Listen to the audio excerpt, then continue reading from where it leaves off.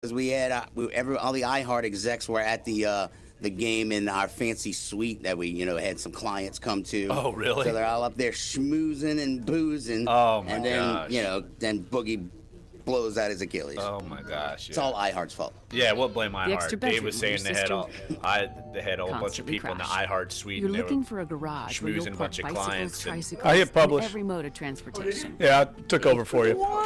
Since last time you couldn't hit publish right, I had to worried about your technological ability. Zillow makes it easy. With smart search not features, much. photos, and more. Zillow, find your way. Grand Canyon University. What about Roger is Arizona's Federer, man? Premier private Christian university. You wanna talk committed about to it? providing Fucking next hey, generation the guy's like one of my education favorite for students athletes who want to ever. Make a difference. Hey, you already hit publish. Stop the language. Oh, that's right. That's true. I'm glad Dave's on top of it. On top of YouTube that he doesn't even know. Seriously though, I mean, like, is he one of the most? With industry leaders and advisors. He's got to be one of the he is. greatest athletes of all Online, time. Well, of in the course. evening, or on our vibrant Phoenix I campus. love it. Find your purpose at Grand Canyon University. Private, Christian, affordable. Visit gcu.edu. Here's a little. I think like he's him. underappreciated for what he's Banks accomplished. don't give loan Not in the tennis modifications world, but just like because overall you're paying world. your mortgage loan late. A lot of people believe I this. We've been think told in the this, United but it's States wrong. I'm John sports Hope world. Bryant, Well, yeah, Because I yeah. think globally, Hope. Let he us is. help you negotiate That's with your like lender soccer in a people. logical way Like, with a HUD people certified counselor for appreciate free to save Messi your and Right. all those dudes, and I couldn't care less about it. Now, me as a tennis person, of course, I appreciate it. Yeah, we can talk about it. Sure. I just OperationHope.org.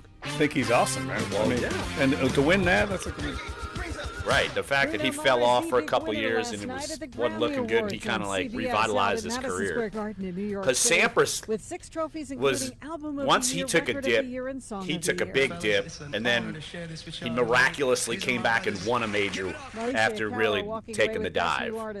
The fact that Right. Federer, and he's the same kind of player as Federer, I've been like pretend winning. and the fact that Federer has come back and he's just as good as ever after taking like, it's almost like a 2-year dip where he was not won for best Right. rock one of the album, but tops in the Jay-Z, who world. had the most nominations, failed Yeah, to we'll talk win he's about such a any class act categories. too. The evening featuring That's lots the of thing, highlights like, and yes. he memorable shows you how to performances, including gracious. He's Lady Gaga he's with the the song anti-Sean Dedicated. Payton. Well, that's why everyone He in wins the with tennis world boys. loves him. Like, Right. they adore him. Did you see where he wrote like a handwritten note to Nadal, like on his, And a duet between Elton John retirement or and whatever? He Miley said like, Cyrus. I don't know, it was like handwritten, 2 pages or something like that. Well, Nadal's not The night Oh, retired. what is he, hurt? Something Yeah, like that. yeah, 'cause he got Including hurt. Yeah, Andy hurt. Fats Domino, Yeah. Chuck Berry, Tom Petty. Well, and Nadal's the a good victims dude, of the too. Route Right. 91 Harvest Like, there are Festival in others, Las Vegas like, and the Manchester area bombing. And people the jo- show-stopping tribute to Djokovic the U2 rubs movement people as Kesha wrong. took to the Andy stage Murray's a Right. little with whiner. female stars dressed in white.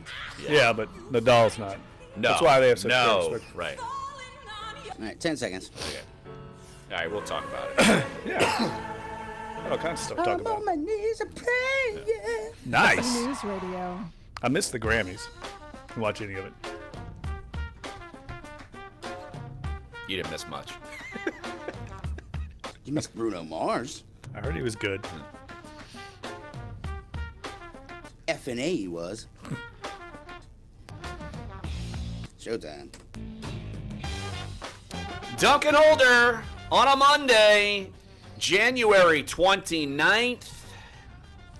Jeff, I'm sure, spent all afternoon yesterday dissecting the Pro Bowl plays. Poor Doug Baldwin. One touchdown was taken away. I think someone breathed on him, and they called the play dead. And the sidelines were going nuts. I don't think Sean Payton ran like he would like a normal game, but that's how the Pro Bowl was. Who And won? I don't even know. the American AFC. Football Conference won. Okay. And in the last minute and a half, 24-23, they came back and took the money. They won $60-something thousand per player. NFC, they walked home with $30-something thousand per player. It's not bad. Day's work, a week's work. They were there for a week. There was no work going on. Give me a Yeah, break. I mean, but I shows you how I was completely checked out on the Pro Bowl. I was too busy making travel plans for my vacations this year. That's what I did all weekend. For your vacations, you're already looking forward to vacation. Yes, going to France and Africa. Well, you're going to be working hard later this week because you will be heading up to Minneapolis for the Super Bowl. I know our own Josh Katzenstein. Is he up there already, or did he leave? He left yesterday. Yes, left yesterday? We got to get him on the phone in the next couple I'm days. sure we will be able to catch up with him a couple times this Tonight's week media for Minneapolis. Tonight? I'm not sure. Is tonight the big media night? I think they do it early. Media. Oh, no, maybe it's tomorrow night. It's Monday or Tuesday. It's now a night thing. Right, exactly. And that's something that us as reporters and columnists would complain about, because that means you're under the gun for deadline for one of the most overhyped, insane access of the NFL season. As a reporter, you get much better access to players throughout the week when they're not having people in Superman costumes and scantily clad women from, I don't know, South American TV running around doing God knows what. But yeah, so the Super Bowl hubbub, and it's all going on in Mall of America, Jeff. You know, at least Yes. Radio Row is in Mall of America. I know the Media Center's in Mall of America. Now, I'm not sure where Media Night is. Is it maybe in the arena that the basketball team or the hockey team plays in? I don't know. Yeah, I don't know where that's at. I should know that, but I'm missing it. So You really I don't didn't need care. to know. I checked you don't out need on to it. know. And All I'll you get- need to know is where the Hall of Fame voting is going to be going on, because you're going to be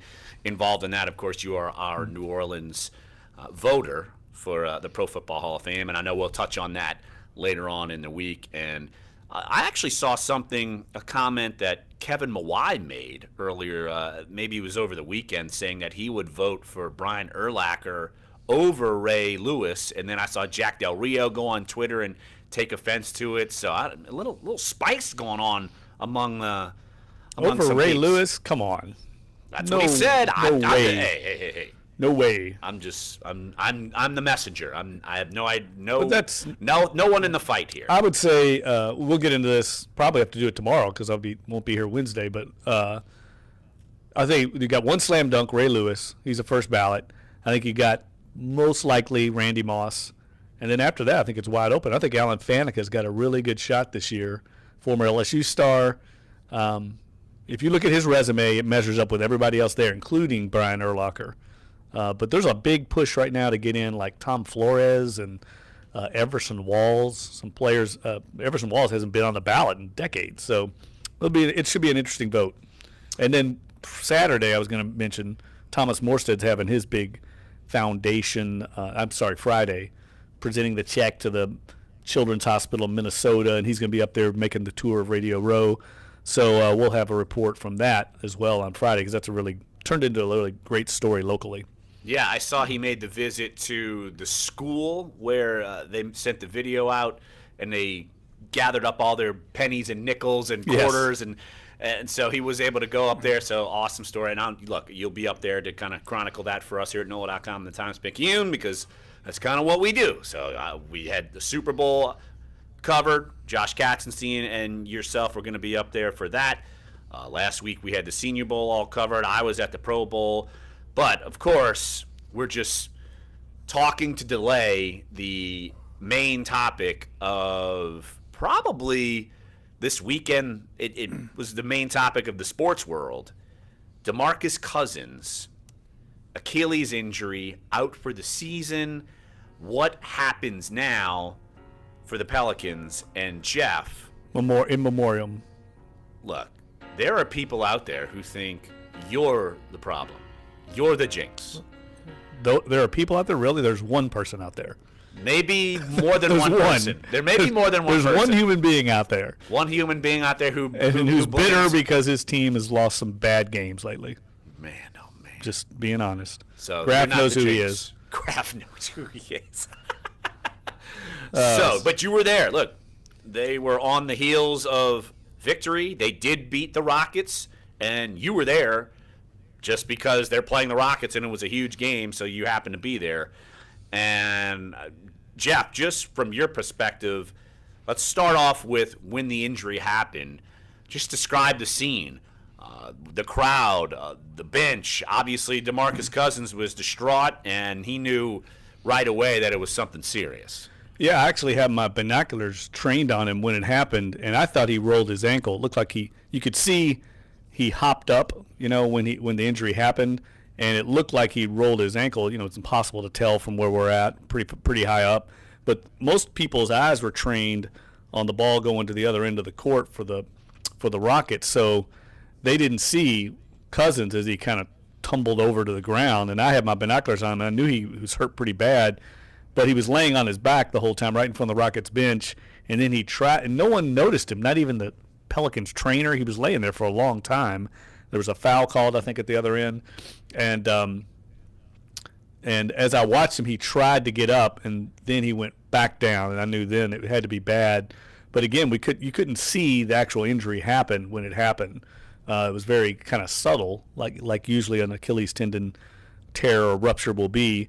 But when they had to carry him, like help him off the court, that's when you knew it was something more serious than just a rolled ankle. Because if you roll your ankle, we've all done that, right? And you can get off the court. So yeah, of course it was demoralizing, I think, for the Pelicans. They had their biggest win of the year, arguably one of their biggest wins for sure, against a team that is a measuring stick for them, and then they lose one of their twin towers. And a guy really, and you could make the argument in some ways he's more valuable than Anthony Davis just because they're running the offense, a lot of the offense through him. And they're now going to have to adjust how they play offensively especially. But he does so many other things that help out Anthony Davis within the course of the way that the Pelicans run their offense. I think it's going to be very difficult not only to replace his production, but also there's going to be this huge adjustment period for the Pelicans trying to rework their offense into a new system. And I think it's going to take a little while, and I don't know if they can stay above 500 long enough in this next few weeks to hold off the Clippers. I think the Clippers are 2.5 games behind them in the standings. It's just going to be really difficult. And everybody in the locker room was upset, and Alvin Gentry looked like he just lost a son. I mean, he was really, really dejected. And no one was going to come out and say. It was really weird. I don't know why the Pelicans played that game a little bit. I guess they didn't want to say anything, but initially they came out and said, well, it's an Achilles injury. They didn't want to say it was ruptured. I don't know why they didn't just come out. They're usually pretty honest with injuries and said, hey, the initial diagnosis is he ruptured his Achilles. He's getting an MRI. They didn't say that. So everybody was speculating, and it was just kind of a mess afterward. Players didn't know if he was going to be out for the season. So the players didn't even know. No, they just knew it was bad. It looked bad, but nobody could comment. And then, of course, Woj, who is going to get everything, right, gets it out, and then they have to come out and come clean and admit it was a ruptured Achilles. I don't know why they didn't just do that to begin with and just say it. It was initial diagnosis. I mean, and the Pelicans are actually been very good about that. But nevertheless, by the time I got to sit down to write my column, we knew he was out for the year. Right, and you were able to confirm that. And obviously, yesterday is when they completely confirmed that ruptured Achilles out for the year. Look, that's going to be our primary topic today. I'm kind of leaving this thing wide open. Look, they played yesterday. They lost to the Clippers. They were up by 20 in the first half, led by double digits at halftime.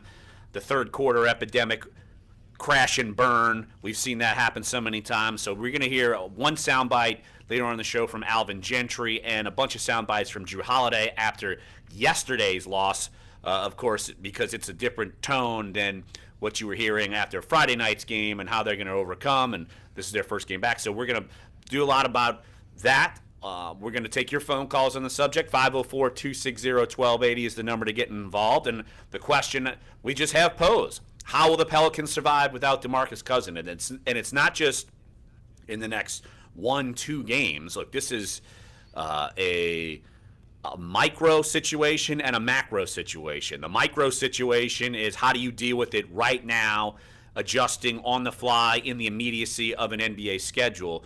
And then the looming question now is, where does DeMarcus Cousins go from here as far as contract situation? What do the Pelicans do? It sounds like after the game, Jeff, reports were coming out that, the Pelicans were in the mode to max out Boogie Cousins.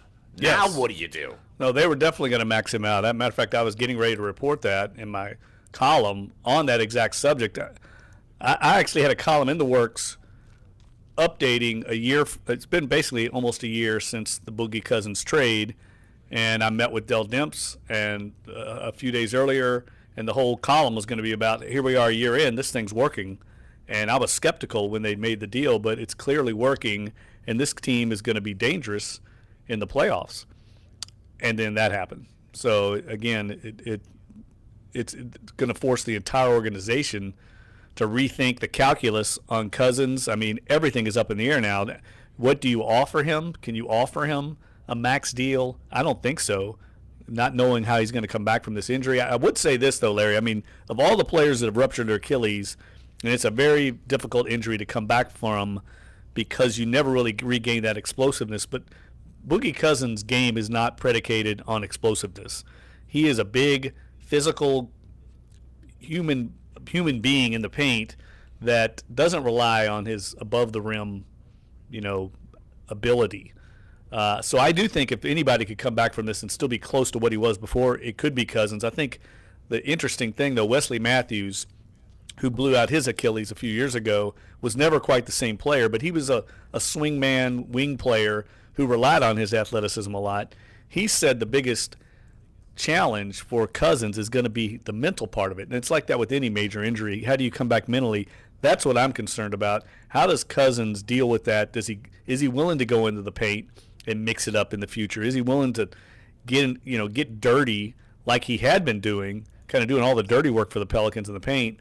Or does he start shying away and become like a three-point marksman because he doesn't want to get in there? That's the concern I think the Pelicans will have going forward. And how do they deal with him long term? I mean, I'm sure they want him back, but at what cost, what price? And that's look, there's a lot of ways to look at it from Cousins' perspective, but he's made plenty of money in his career, but nevertheless, he was getting ready to get paid big time and had done all the work in the offseason to kind of put himself in a position to maximize his financial standing going forward, and he gets this untimely injury. It's just devastating for him personally, I'm sure, mentally and financially down the road. And it seems like all indications are that he really likes where he is with the Pelicans. He really likes being with Anthony Davis. He likes the situation, and I'm sure he really liked where he was given 20 seconds before he ruptures his Achilles. The Pelicans look like and did beat the Rockets, and now what was that? 7 of 8 they had won, and they were really ascending. And now, what do you do? So there's so many issues to this topic. We're going to dive into them, and we're going to want you guys involved in the conversation. 504-260-1280 is the number to get involved. Where do the Pelicans go from here? How will the Pelicans survive without DeMarcus Cousins in the short term and in the long term? So we're going to be talking all about that. You're also going to hear from Alvin Gentry and Drew Holiday as well. So why don't we take a break right here? Look, we'll touch on some other topics as well. Jeff, he's trying to I don't know what he's trying to do. He's trying to win his way into my heart or something. Jeff wants to talk about Roger Federer later. Why not? Right to my heart, my friend. Right to my heart. One of my favorite athletes that we were talking before we went on the air does not get enough credit, at least here in America. Don't you agree? Yes, I would say that, yes. And if people knew more about Roger Federer, I think he would be celebrated even more. But what an incredible athlete. What a great accomplishment winning that major. What is that now for him? He won the Australian Open. It's his 20th major. The next closest is Rafael Nadal at 16. That's amazing. And we'll talk about the greatness of Roger Federer. And I get to nerd out. I've allowed you to nerd out on horse racing sometimes. It'll be my time to nerd out this time. All right. I like it. I like it. But no, major topic, DeMarcus Cousins. Where do you go in the immediate? What do you do in the future? And there's so many different topics. I've got some comparisons I want to talk about too. So we'll do that throughout the show. So come on back. Sports 1280, NOLA.com, and the iHeartRadio app. Duncan Holder. Do you really want to hurt me? Oh, nice, Dave. Oh, kicking the man while his Achilles is down. So did you see the Izzo get grilled yesterday? I saw a tweet. I didn't press the video. Yeah, so I was trying to look up who these reporters are. I'd never heard of either one. Outside the lines. Yeah, Paula Levine and Nicole Noren. I've never heard of either one of them. What were they grilling about? Grilling him about what he knew, why they didn't turn. Oh, about the gymnastics stuff? Yeah. Just keep listening for your chance to win Pels tickets on Sports 1280. GCU is the university that never sleeps, moving at the speed of light. And now GCU is leading in the area of computer science and IT. With over 200 university degree programs across 9 colleges on campus and online, join the most inventive concept in education today. Fast-track options available with courses in cybersecurity, cloud computing, and systems architecture. Find your purpose at Grand Canyon University. Visit gcu.edu/IT. 9,997. No. Suppose Thomas Edison had given up. 9,998. When's National Signing Day? But his failures Who only is led him this? to the next idea. 9,998. It was the summer of June 1996, and I was a fresh-faced 20-year-old intern for the Times-Picayune in New Orleans. Picture no electric Never even heard of her. Paula Levine. Come on. It's before you and I got there. In 96, I was at Rummel, so yeah. For game-changing innovation, look to the Latrim family of companies. I was assigned to located cover in the Institute of Farringham. Food Technology Interlox, a Convention Latrim with former company, Surgeon changed the General game when they invented Evercoop. I modular couldn't plastic resist conveyor asking belts him about over his own 40 habits. years ago. These belts and innovative Interlox technology are transforming movement in manufacturing facilities around the world. Interlox is a dynamic global company now hiring in production, warehousing, shipping, and more.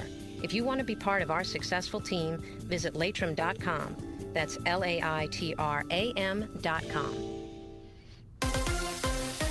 With Super Bowl week kicking off, reports are the Indianapolis Colts are set on hiring New England Patriots offensive coordinator Josh McDaniels as their next head coach. ESPN reports the Colts offering McDaniels the 45 seconds. Review Friday. He can't officially accept until after the Super Bowl. The Patriots touch down in Minnesota today. The Eagles arrived yesterday. Both teams take part in the media frenzy tonight known as Super Bowl opening night. Delaney Walker with 2 touchdowns, including the go-ahead score with 1.5 minutes to go. AFC Riley's passed the NFC 24-23 at the Pro Bowl in Orlando. Chargers defensive end Melvin Ingram called it a very competitive affair. I'm always trying to win. I don't know about nobody else. Yeah, we were definitely trying to win. Meanwhile, with the NBA All-Star Game just a few weeks away, players on the winning team will now get $100,000 versus $25,000. See Hawkinson in this? There was a guy, there was a fan. I saw that floating around on the internet this morning, too. Defeats the Atlantic 5-2 in the finals of the NHL All-Star Game in Tampa Sunday. That's sports. Jay Corwin, NBC News Radio. That's hilarious. Somebody threw him a ball. He shot a jumper. This is Dunc and Holder on Sports 1280. The cop, New like... Orleans. Welcome back, Dunc and Holder. Jeff is at least laughing at a certain video that we've seen on Twitter of a fan in sweats, jeans. He was doing some jumping jacks. Apparently was able to get on the court, take a shot during practice. This is at the Smoothie King Center for the Pelicans game. Was that yesterday's Pelicans looks like game? Pels Clippers. No, that's the Rockets game. Because there's James Harden. That's right. But somehow he got on the court. It looks like he was sitting in front row seats in the end zone. So he had some pretty choice seats. He looked official with his jeans on, so he's definitely a player, right? Come on, security. How do you not realize that this is going on? He's got a Pelicans warm up on too, like the official warm up. The security guy's like, "No, you sit down." Oh, I wonder, did he get? We don't know if he got tossed or not. No, he didn't. I think he got lectured to not do it again. But give him, I guess if you're front row, give the security guy a little, some credit for not kicking tossing him out. him. Yeah, letting him just say, "Look, that's it. You had your moment in the sun. Your 15 seconds." I will say yes, but you know what I mean? Yeah, but if someone goes out there and does something, then we're not lauding the security guy. No, I mean, but come on. The most amazing thing on the video, Larry, is that somebody passed him a ball and let him shoot a jumper. Someone on during the team warm-ups.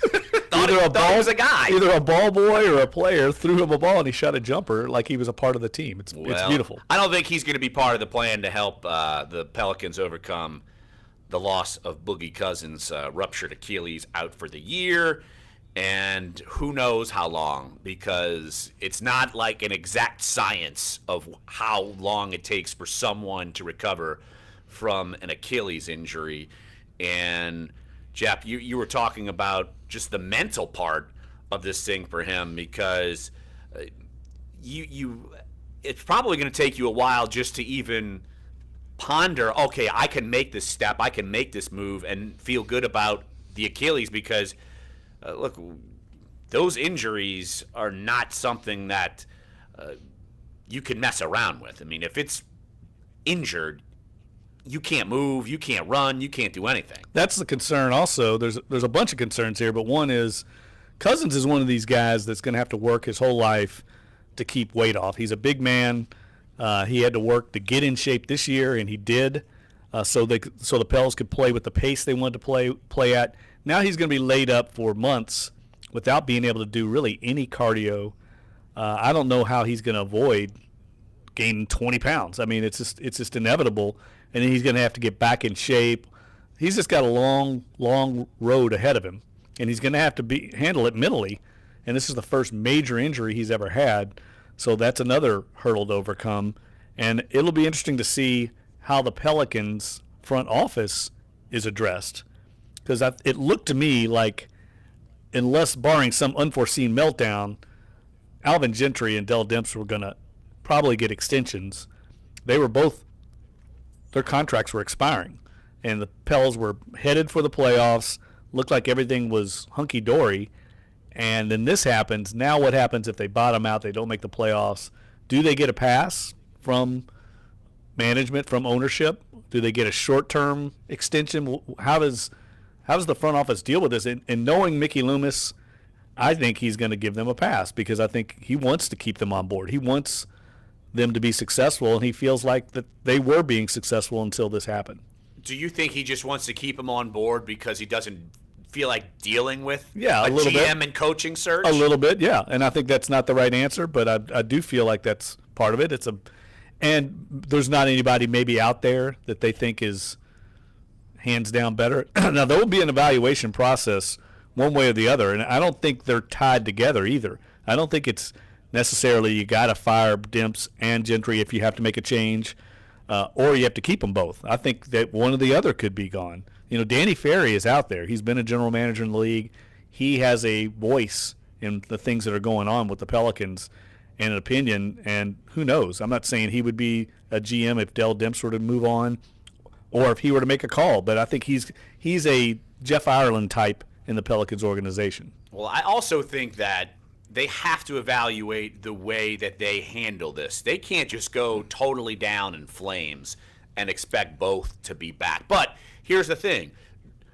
The other side of the coin, okay, do they actually feel safe? Do they feel like they need to make the playoffs? What if they bottom out and miss the playoffs?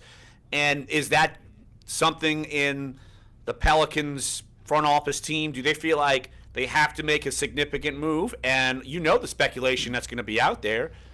Do you think that someone takes on Boogie Cousins' contract to get it off the books and make some crazy trade, and the Pelicans look to improve right now, today, or like next week? No, I don't see that happening. Okay. I don't think anybody's going to trade for him just to get an expiring contract for a few months, and then you lose him. That seems far-fetched to me. There's other ways to do it if you're another team trying to get either bottom out or make a playoff run. I don't know what the Pelicans could do, though. They don't really have much room on the cap. They don't really have many trade assets. The two players I think that could be marketable to another team are Etuan Moore and Darius Miller. Can the Pelicans afford to give up either one of them? They're two of their better outside shooters, probably their two best outside shooters right now. I mean, if they give up one of those guys, it would probably be to either get a center to take the load off of Anthony Davis in the lineup. I don't know. I don't know what they're going to do, and I really think right now the Pelicans are stuck. They're stuck because of the past mistakes, because of the Omer Ashik deal, because of the Agenta deal. They're stuck. They're handcuffed. They could not. Everything had to go right for this team, for them to make a run, and they couldn't afford something this devastating. I mean, this is devastating. It's one thing to lose Solo Hill, who they're going to get back, and I think that'll help when he comes back at the All-Star break. But to lose Cousins, who you build your entire offense around, is devastating. There's a transition period, like I said earlier, that's going to take time. Look at when Gordon Hayward went down. The Celtics have recovered, but it took them a few weeks to find their standing. And even with healthy bodies, it takes you a little while to figure it out. Now you've lost a piece where you're seeing historic numbers come up with DeMarcus Cousins, and it's just on the heels of them seemingly getting this thing right. And I think that for a franchise that's kind of been snake bitten so many times, self-induced many times, there's no question about it, but other times just snake bitten. Now you're at this point, you lose, yesterday afternoon to the Clippers, 112-103. Like I said, they were up by 20 plus in the first half, and then it all comes crashing down, and they go down. And it's you could say, well, they were doing that with DeMarcus Cousins anyway. Yes, they were doing that with DeMarcus Cousins anyway, but there is you losing one of the best players in the NBA. I mean, you just can't. You can't overcome that. Not the way that the Pelicans are structured. You can't overcome that. Someone like Boston, they could overcome it because they're a more balanced roster. The Pelicans are certainly not a more balanced roster. They're one of the least balanced rosters in the NBA. Right, and they rely heavily on the big three. That's why their usage rates are so high. That's why people are rightfully criticizing Alvin Gentry for the amount of minutes he's been playing these big men. But I understand it. Alvin Gentry has to win now. Dell Demps has to win now. They cannot afford to do what Greg Popovich and Steve Kerr do with resting these guys because they're under the gun to win. They've got not just for their jobs. It's not just selfishly trying to hang on with their job, but obviously that plays a factor. But also for the organization and for the fans, they feel like they owe them a winner and they owe them a playoff run. And so, yes, they want to get in the playoffs and give New Orleans fans who have invested so much time and money over the last few years, they want to give them a return on that investment by showing them what playoff basketball is like. And here's my point now on where the Pelicans are, and the reason my column was so kind of negative, doom and gloom, as some people would say this weekend. Even if the team gets in the playoffs now, and I think they can still hang on and get one of the lower seeds, they're not competitive against the top teams in the West. They're going to get eliminated probably in 4 straight games or whatever in the playoffs. It's going to be one and done. So the point is, the hope that was there, the chance to maybe make a run, maybe win a first-round series and threaten is gone with this injury. There's just, I don't see any way to recover from it. And now, just looking at it, I think they'll be doing well if they can hang on and be 500. What are they, 27-22 right now? Yes. I think if they get 500, that'll be a feather in Alvin Gentry's cap. And I don't know if it'll be good enough because it looks to me like there's 9 teams vying for those 8 spots. I'm not as optimistic as in that they can hang on. I need to see what they can do in the next 10 games because that's the figuring out period. And if you bottom out in this figuring it out period, that could doom you for the season. I mean, that's 10 games. You could have a massive flip given the playoff standings. But, yeah, why don't we take a break right here, and let's talk about Alvin Gentry and the minutes because that topic was broached this weekend, and our own Will Guillory, of course, covers the Pelicans, has a story on it. So let's go through some of the reaction that Alvin Gentry had. We know how much they've been leaning on Anthony Davis and DeMarcus Cousins with the minutes. So let's hear that reaction, and then I've got some other thoughts on this, and also want to hear from Alvin Gentry and Drew Holiday after yesterday's loss to the Clippers, who coming in, they were on the outside looking into the playoffs. They still are, but now they're 25-24, and the Pelicans are 27-22, Portland 27-22, Denver 26-23. So you can't afford a slippage at any point, even if you had Cousins. Now that you don't, you're hindered badly. So, but let's hear from what Alvin Gentry had to say on the minutes debate. So we'll touch on that next. Here, Sports 1280, NOLA.com, the iHeartRadio app. Dunc and Older. You'll love this. Your forecast on Sports 1280, New Orleans. Yesterday morning, I wake up. This report is brought to you by the addiction treatment experts at Long Branch Get Wellness. this text. Happy Monday from the Fox 8 Weather Center. I'm meteorologist Shelby Latino. We'll expect temperatures to rise into the low to mid 60s this afternoon. Should be a really nice day, but a front moves through this afternoon and into this evening, allowing temperatures to drop overnight under mostly clear skies. We'll be in the low to mid 30s waking up on the North Shore tomorrow and the upper 30s on the South Shore to start off your Tuesday morning. From the Fox 8 Weather Center, I'm meteorologist Shelby Latino. Have a great day. New Orleans, the addiction treatment program you deserve. Long Branch Wellness. It's highly confidential, so he puts together this ticket. And completely outpatient. We can help you feel normal again, and nobody needs to know but prices. you. Call Long Branch at 504-635-3535. We hit it. 15 grand, so I got a third of it. I'm great. Fresh Louisiana seafood as well as I didn't do anything. I was just sitting at home all day. With chef specials or an overstuffed pulled pork. I need this in my life. The day before, here's what Chad hit. He sent me this. Jeez, the day before, he was with a group out at the fairgrounds. They all went out there. 910 West He sent me. 28 at Chateau Boulevard. Let Mr. Ed Where's it cater at? your next event.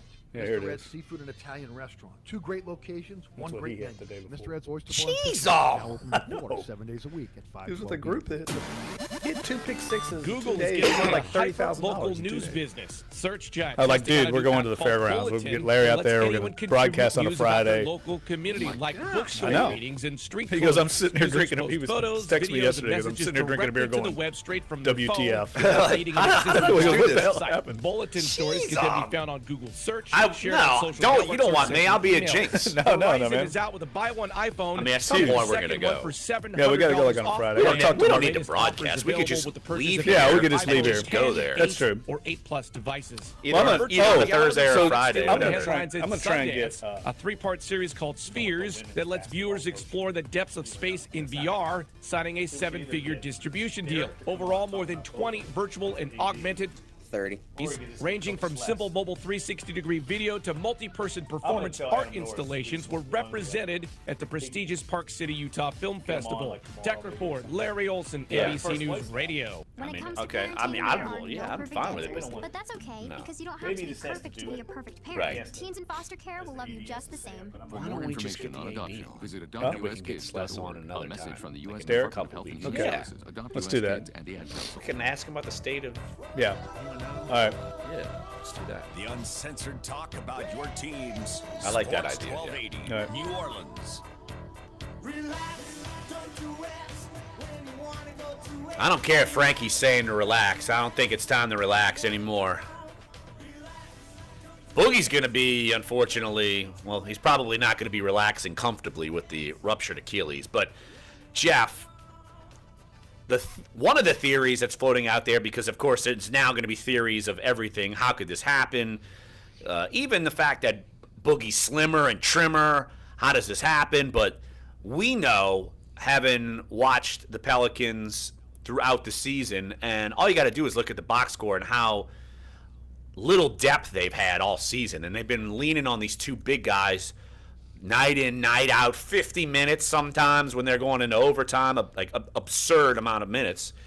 And one of the theories that, of course, gets floated out there, that Alvin Gentry played Cousins too many minutes, and that made wear and tear. And he addressed this on, I think, Saturday, or this was. I'm trying to see, when was this? No, it was yesterday. Or it was yesterday. Yeah, it was yesterday, Sunday. Yesterday, and he was brought up. Let's see. I'm just going to read Will Guillory's story. After Sunday's 112-103 loss to the Clippers, Pelicans coach Alvin Gentry was asked if he had any concerns about Davis playing 41 minutes one game after Cousins went down for the ruptured left Achilles. Gentry quickly shot down that idea, saying that he does what it takes to put the Pelicans in position to win games. And here's Gentry's quote on Anthony Davis. If he's tired, he tells me. I'd like to play him 28 minutes, but that's not feasible if we want an opportunity to win. That's just the way it is. If I don't play him 41 minutes and we lose by 10, and referring to members of the media, going to ask me why he isn't in more of the game.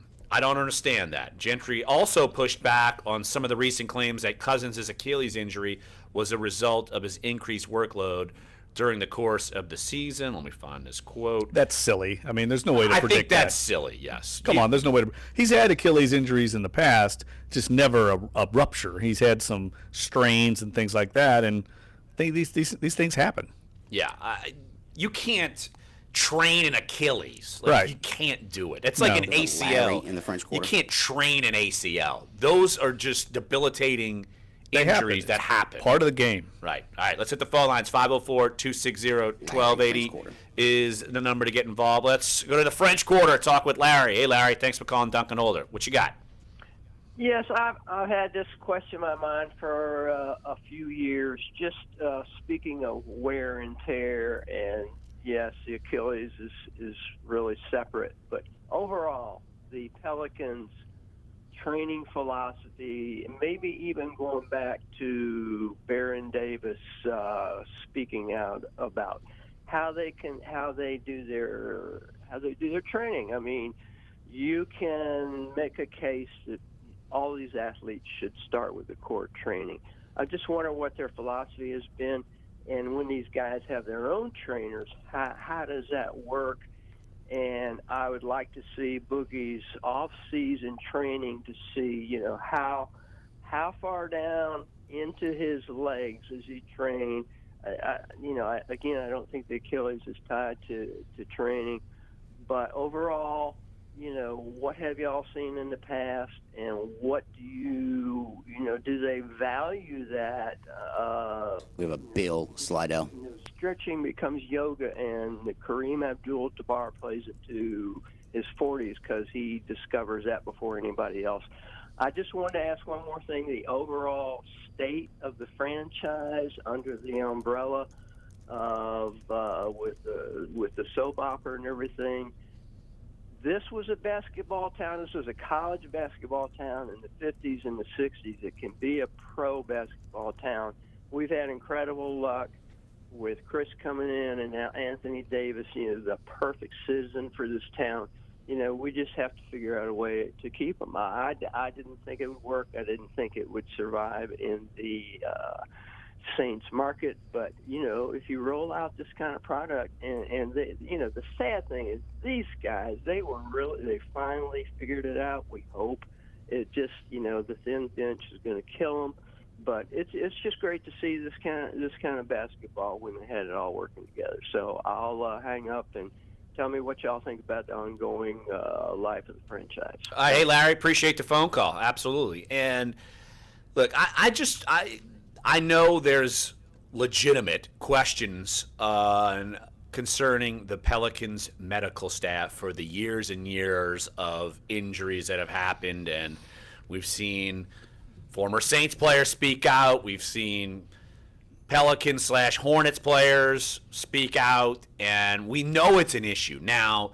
But I do think Larry is saying correctly. I don't think you can tie any of that into the Achilles. But I'm sure any of this core workout. Do I know the ins and outs of their trainings regimen? I do not. I don't have an exact answer for you there. I don't know if Jeff, you do. Personally, I don't. I mean, Cousins was in the best shape of his career this year, so you cannot tie the two things together. I mean, I know people want to, but go look if you have the access, Larry, to get online and look at DeMarcus Cousins' Instagram account, you'll see the workouts he was going through this past offseason. I mean, he has a personal trainer, and these guys know exactly how to tailor their workout regimens to their specific sport, just like tennis would have tennis-specific workouts and training.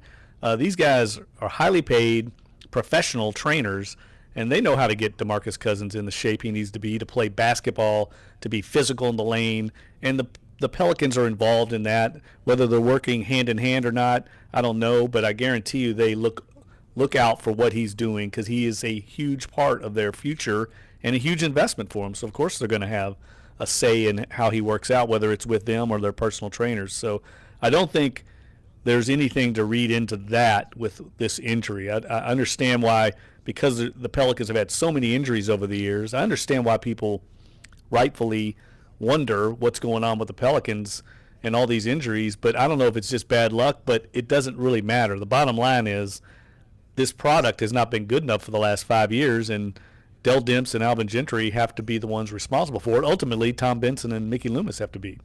Well, and you'd have to point, in my opinion, more towards Dell Demps because this is his second coach. I mean, right. You've already gone through one coach, and a highly respected coach did make to the playoffs once, but look, this is your second coach. I mean, if you switch coaches, is Dell Demps get a third coach? I would seriously doubt it. And as far as the state of the franchise, Jeff, you and me have talked about this on air, I'm pretty sure, off air, that at some point in the team's existence, I don't think either one of us would be surprised if it is separated from the Benson business plan and sold at some point. Yes, I could see that happening down the road. I think they want. We're not saying right now, tomorrow, in a year, maybe a decade or so. But I think the Pelicans have done a good job. Look, they're in better shape, in better financial standing than they've ever been in New Orleans, and that's a credit to Benson and the executive staff out there.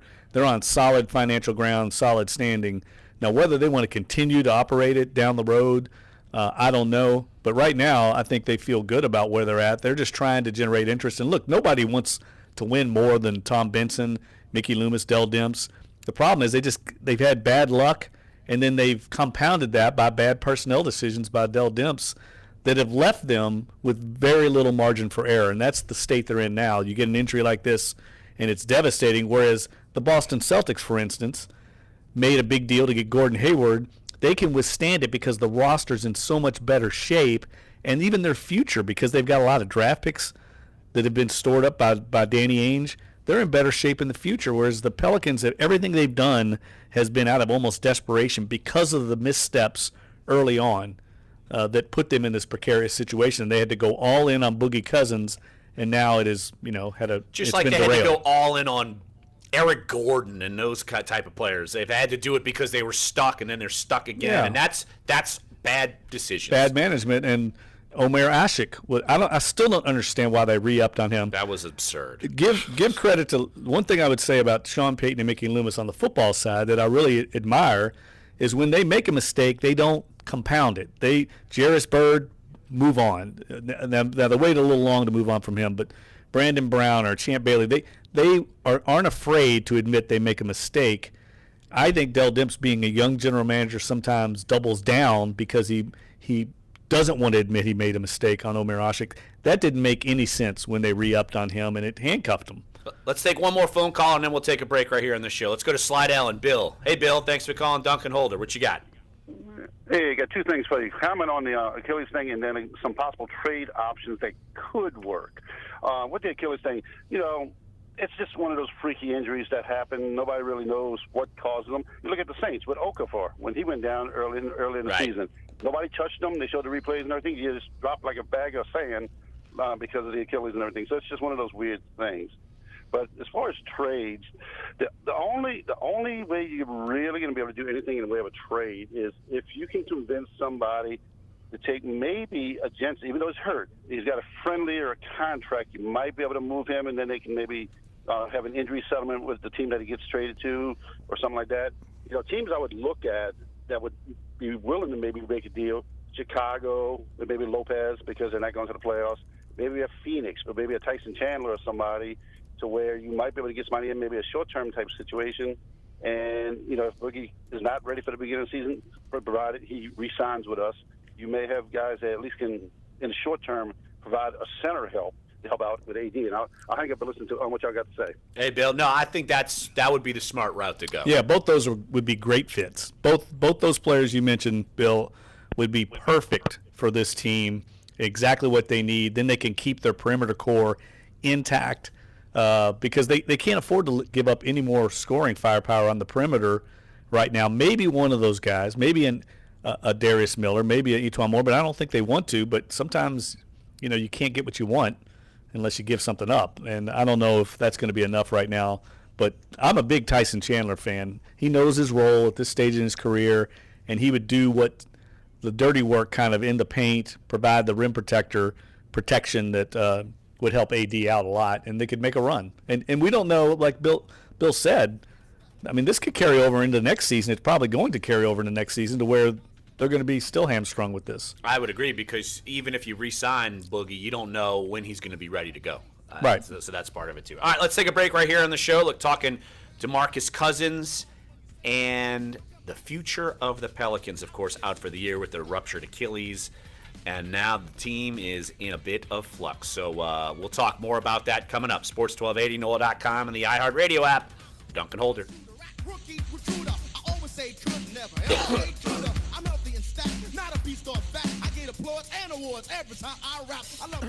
Josh Innes is moving to Never mornings. thought we'd be talking We've ordered some extra so strong much coffee. about the I know. Pelicans. Well, this is a huge story. Yeah. Josh Innes, morning 6 to 10. You get the point on Sports 1280. You know what else has happened, by the way? We have a team here in town? Yeah. I have to ask to put the games on. Now everybody's up in arms. Yeah. Is a New Orleans tradition. Like Mandina's Restaurant. Come in for some New Orleans staples. Old style New Orleans food. You can see atmosphere. And some of the best seafood in the city. Always New Orleans. Always saw the best. some of those wins where he Always Mandamus. yeah, late. So like, you know, that. Hey, you. Are you ready? Grab your pack, grab your tent, grab your gear. Jump in. We're going on an adventure. In Arizona, there's so much to see, so much to experience. At GCU, adventure is never too far away. Offering over 200 academic programs with a Christian worldview and nestled in the heart of Phoenix, you can earn your degree in fewer than 4 years and explore everything Arizona has to offer. Find your purpose at GCU. Private, Christian, affordable. Visit gcu.edu/AZ road trip. I was 11 years old at my first national championships. I fell, I don't know how many times. Michelle Quall is the most decorated figure skater in U.S. history. But I had a dream. My dream came true because I dedicated myself. Dedication. Michelle Quall Cheney. I was passionate about something, and I made sure that I worked hard for it. And dedication can make your dreams a reality. They're not going to have Whatever it. your dream and goals are, they can come true. Dedication. They might have won one game. Right. Yeah, one or two at most. But I mean, like, they weren't going to beat the Rockets. So, like, Because Subway restaurants have 5. That's 1 of 5 6-inch subs. Harden's never plus going to chips go and 1 for 9. 10 seconds. For Yeah, $4.99. a couple of them are Only at wide Subway. open. Limited time only at participating restaurants. Additional charge for extras plus applicable tax.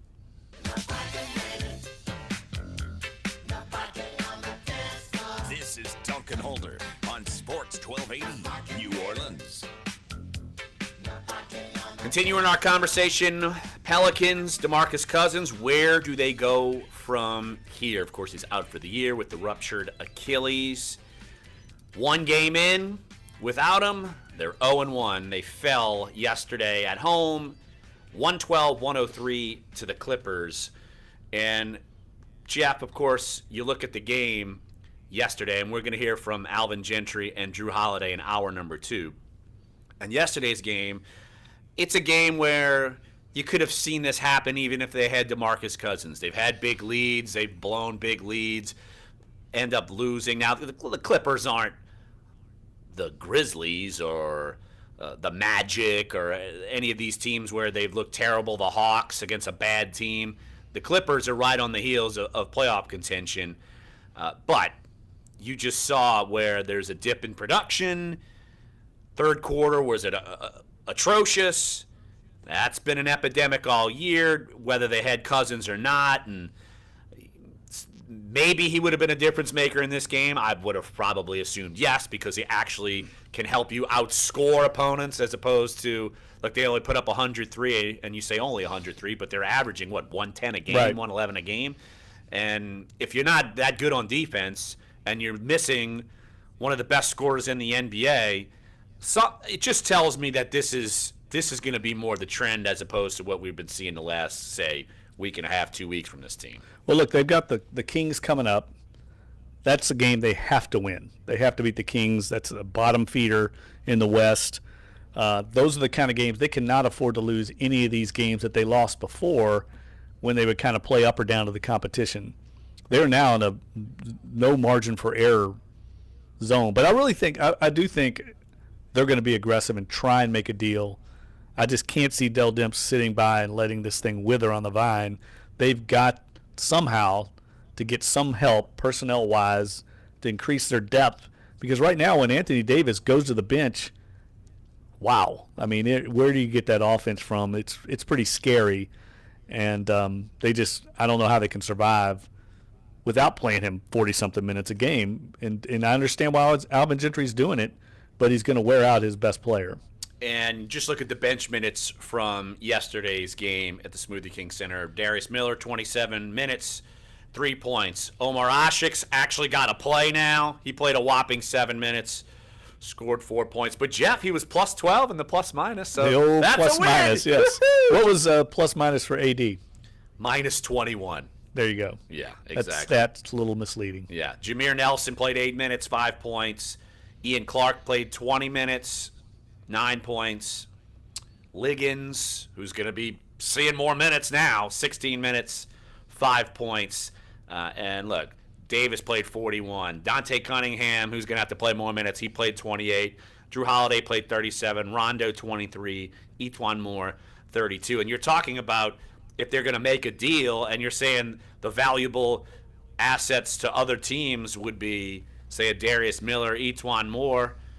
But I know Miller didn't play well yesterday, but he's played well consistently off the bench throughout this successful run. So can you afford to give him up? I don't see how you can afford to give him up. To me, I feel like they're just stuck. They would have.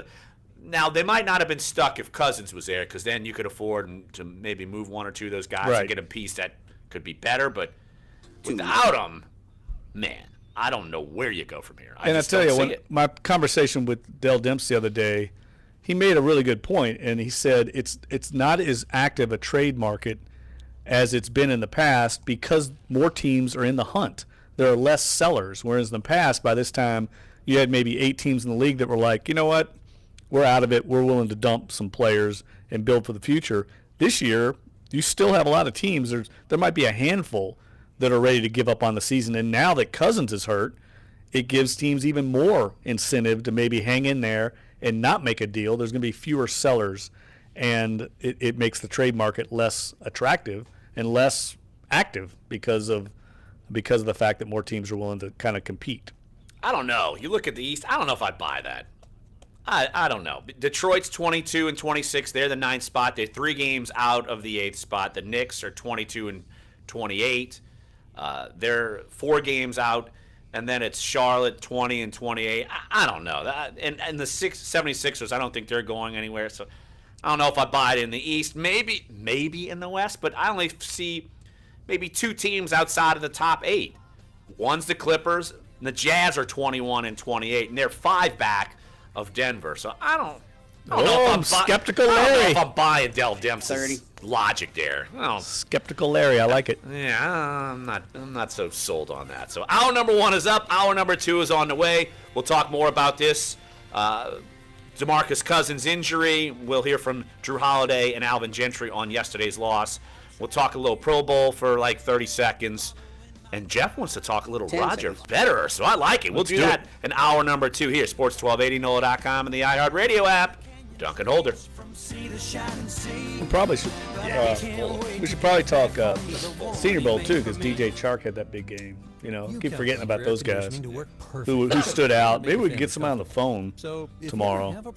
Maybe a scout. What about the guy? Is it Rob Brang or Matt Miller or somebody? I gotta work. I gotta I'm just thinking. I'm just thinking if we can get one guy to kind of give us a review of who stood out. Yeah. I think Marcus Davenport had a good game. Call us. We promise to get you up I kept and hearing running about him all week. He sacked Baker And if you're Mayfield. thinking about an upgrade right now, Some people say he might be a quality top cooling 10 pick equipment now. from That's what I saw Daniel These Jeremiah systems had come him with as a top 10 incredible pick. warranties. And we have Jeez. 5 years interest-free we'll talk about financing available now. There's some guy from our Amana Humboldt brand State. HVAC systems are highly How's that efficient. happen? With Burkhardt's 25% energy reduction look guarantee, at Daniel you'll Jeremiah, continue it's saving like on he's got utility something bills up for years to come. Whether it's an emergency repair or a brand new cooling system, I'm trying to get Juan on tomorrow. Trust Burkhard Air Conditioning and Heating. That'd be good. Visit Because he tore his Achilles. acpromise.com. And we can get him to talk about. WNOE-FM HD2 New Orleans. Listen on the I didn't realize that radio app. Okafor, he'd be a good one to Sports 1280. talk to. Different sport. Yeah. There's a guy that's going to have to totally rely on his athleticism to get around the edge. And now, champion at Torrey Pines. Just 18 inches for the Monday finish. Jason Day. Little mini fist pump. He gets it done. What an effort for Jason Day. He is the winner of the 2018 Farmers Insurance Open. Day wins it in the 6th hole of a sudden death playoff versus Alex Noren on PGA Tour Radio from SiriusXM. They had to finish their playoff today after play was suspended Sunday because of darkness. And in case you're wondering, Tiger Woods made the cut but finished at even par, tied for 23rd place. Patriots quarterback Tom Brady cut short his weekly Josh WEEI radio appearance earlier today because one of the station's hosts called Brady's 5-year-old daughter something I don't know that I'm allowed to say on the radio, but when they were discussing the documentary Tom versus Time, WEEI has suspended the host indefinitely. so can we get Juan at 10:30 tomorrow? Does that work? Yeah. All right. Earning your RN to BSN online doesn't have to be without the All right, 4.5 minutes. GCU's leadership has decades of expertise in delivering our accredited 100% online RN to BSN program, integrated with faith and a Christian worldview. Learn from full-time practicing nurse faculty in small classes and get the support you need. Find your purpose online at Grand Canyon University. Visit gcu.edu. Information about graduation rates and median debt from students completing the program is available at gcu.edu/disclosures. Never give in. I know. Never give in. Never, never, never. In nothing, great or small, large or petty, never give in, except to convictions of honor and good sense. Winston Churchill's immortal words stirred an entire country in the face of certain defeat. Today, these words give each of us the courage to reach for our own victories. Never give in. Never give in. Never, never, never. Commitment. Pass it on. From the Foundation for a Better Life at values.com.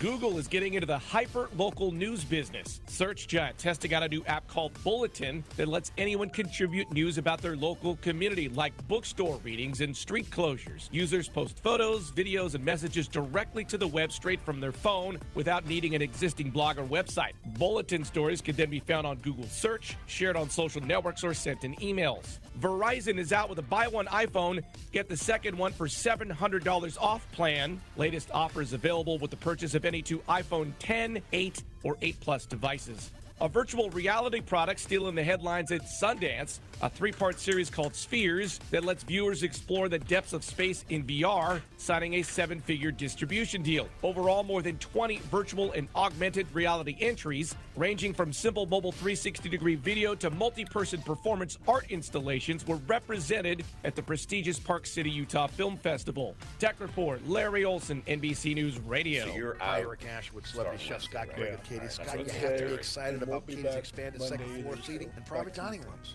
Yeah, but how about my vast local sports? That's right. That's right. I'm not back. But should we be talking about your award-winning Sunday brunch? But I mean, I check in every day, obviously. How about your award-winning pizza or daily specials? Wednesday, Thursday, Friday. I admit you have a great You don't table. need to check in Wednesday, and then Thursday you're Okay, folks, I invite you to dine at Katie's. Eric and I don't have to I think I get there pretty early, though, if you want to do that. Nah, we're checking with you Friday and Monday. City at 3701 Outlet. Yeah, but Coming up Friday in the I'll Business be, Week ahead, a jam-packed agenda, including the interviewing Federal Reserve's first meeting of 2018, and Janet Yellen's last as both the chair and a board member. She'll be handing the gavel to fellow board member Jerome Powell, who was confirmed by the Senate earlier this month. Among the reports that could factor Monday into we the might Fed's keep you a latest couple decision on segments. We might interest keep rates you will one be for the Super December's Bowl and one inflation for Hall of numbers, Fame. consumer spending and personal Yeah. incomes, the home ownership Yeah, rate, we can and talk Hall consumer tomorrow, I sales. guess. Also reports on December construction spending. Or we can talk when I January call and on Friday. Yeah, we can talk about it Friday, Friday, too. It's a good it's idea. the December unemployment and job creation report, and both consumer readings, sentiment, and confidence indexes just go are due out away this week. Wednesday, Thursday. Both are predicted to be better than December. Yeah, but Wednesday they don't I always like to agree. spend the whole day One of like the doing. fastest growing business trends. Well, that's what I was in telling you. I was bars, like, take Wednesday. Catch up. Don't do anything. Yeah, Active just like drinks and I'm frozen going to tell apples at Jennifer Target. I'm not going to Might work seem just a Wednesday. bit unsafe, but Yeah, no one's wanted got to hurt. give There you really as hasn't much been time any as you close need. calls. When husband Do and whatever wife you team need. Ashley and Scott Gadd opened I 2 need, months ago, they were the 26th axe-throwing Especially facility since in I America. was dead and last now week. there's so Yeah, but many I mean, you I were sick, can't dude. even keep Yeah. track. And I think it's good that we Flying axes get in a Louisville, break Kentucky mentally, was you know? one of the first. Yes. Boosted by celebrity Now I star gotta, power like, get actor myself Jennifer back Lawrence into it. talked about Yeah, I know. their I feel like experience mentally there I'm on like- The Tonight Show. Like I was like, I could have done gas. Like I might. I was thinking I might try to reach Now out there to are like axe-throwing Mark bars from Stein. Denver, Colorado. Good idea. Like it, To because West I don't know any Maine. national. It's a Well, simple Mark concept Spears that's would be hitting good. a He's good bullseye friends with Cousins. bar-goers Yeah, I knew that. I don't- I mean, he would be the best one. Medieval Did sport you see this, by the turned way? into a The modern pastime that just might stick. see. 30 Speaking Mark Stein seconds. might be easier now. And He's the like New York Budweiser Times. He's not Clydesdales like have been so featured big. in Super You'd be Bowl like, TV oh, yeah, ads for all right. 4 This was years, the but not this stickers one. While from, Anheuser-Busch does plan to use them in an online Preview. promotion, the The best famous is yet horses to are being come. replaced this year by a spot featuring Bud employees handing out I was emergency looking water through supplies. It was unbelievable, Disaster some of the victims stuff to the they tune had. of Oh, I was at Monster Jam, baby. Me and Brady at Monster Jam watching Gravedigger. What's that? and business news. Trucks? Monster trucks. Gravedigger? Yeah, dude. Who are What the you? hell, you old curmudgeon? There's the menu. What are you whippersnappers watching these days? They're Fresh Gravedigger. Groper with jerk sauce.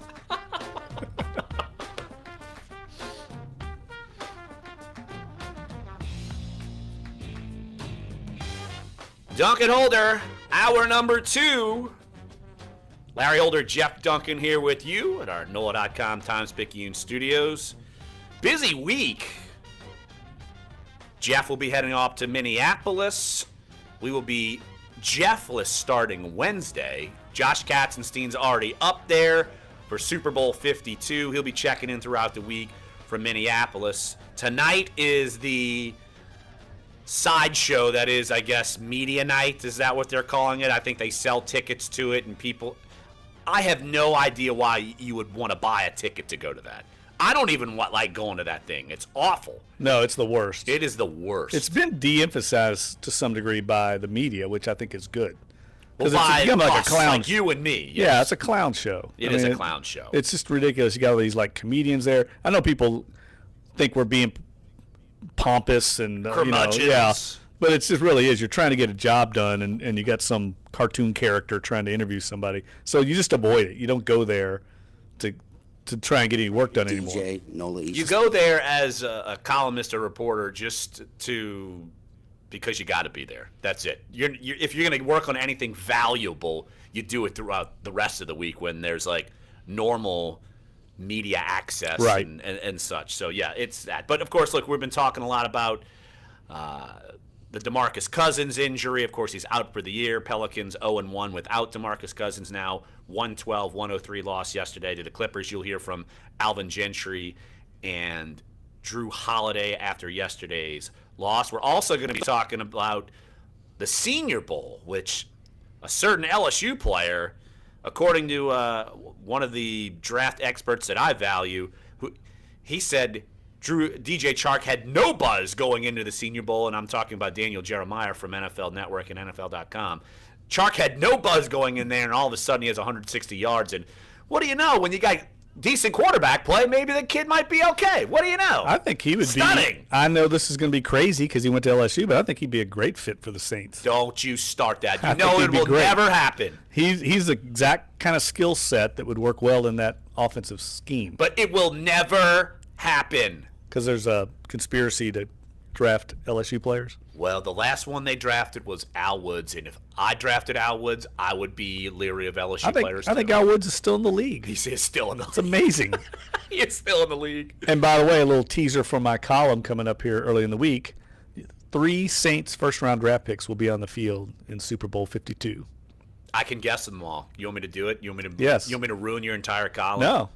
Patrick Robinson, Malcolm Jenkins, and one Cooksy/Cookie, Brandon Yes. Cooks. So how do you feel about that, Saints fans? Is that validation for the personnel staff that drafted these players because they're all still viable starters? I think Patrick Robinson's the nickelback in Philadelphia.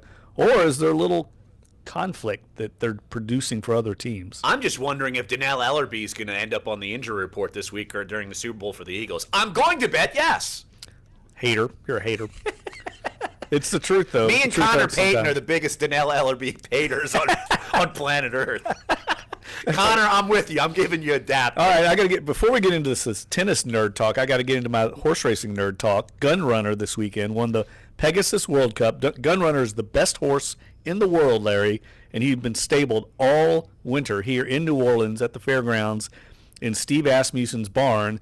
He wins the richest race in the world, coming off winning the Breeders' Cup Classic, which is the second richest race in the world. And now he is heading off to the good life as a stud. What a life Gunrunner's going to live. Well, he's not in the Kentucky Derby anymore, though. Can't do No, that. no, he didn't. He couldn't win the Derby. Well, then but he won the Louisiana Derby, though, and he was here in our midst, the greatest horse in the world. Actually, they brought him out at the fairgrounds recently, had him schooled in the paddock so all the fans could see him, and I don't think people quite knew that. Nice, Dave. I think that is Gunrunner. I think we got audio of Gunrunner. Him being a stud? That was my interview with That was your interview. with Gunrunner. He's very happy to see me. You fed him carrots and oats, and he gave you the best quotes in the world. You bribed him. That might be Gunrunner at stud, yes. Sources say. Sources close to the situation. I don't want to get too close to anything. No, that you happens. do not. Let's hit the phone lines. 504-260-1280 is the number to get involved. DJ NOLA East probably has no idea what he got himself into. I had no idea what I was getting myself into in that segment. But Larry, DJ, let's keep it. Let's bring it back because you keep us calm, my friend. How are you? Oh, everything's good except the weekend after Cousins got hurt. I knew it was going to be a tough road for them guys to hold.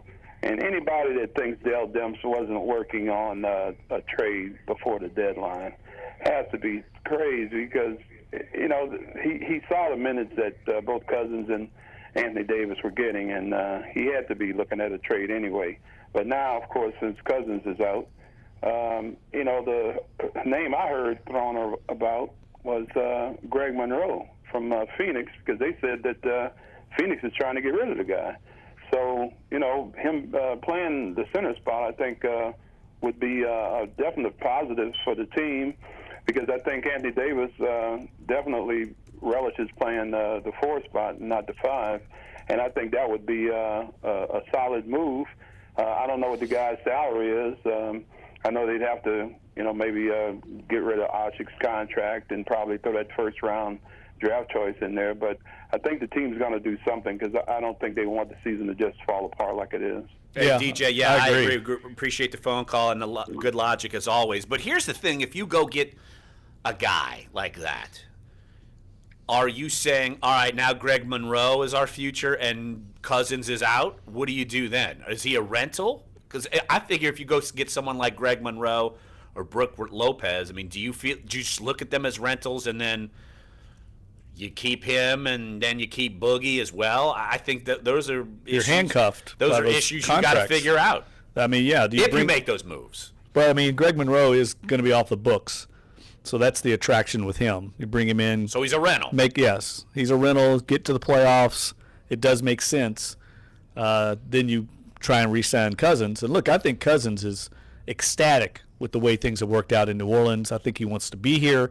And I think the Pelicans want him here. The question is, what do they do about this injury now? This is not your normal injury, and it definitely throws a wrench in the matter, and it complicates things. I don't know how they see it going forward. Do they give him a max deal?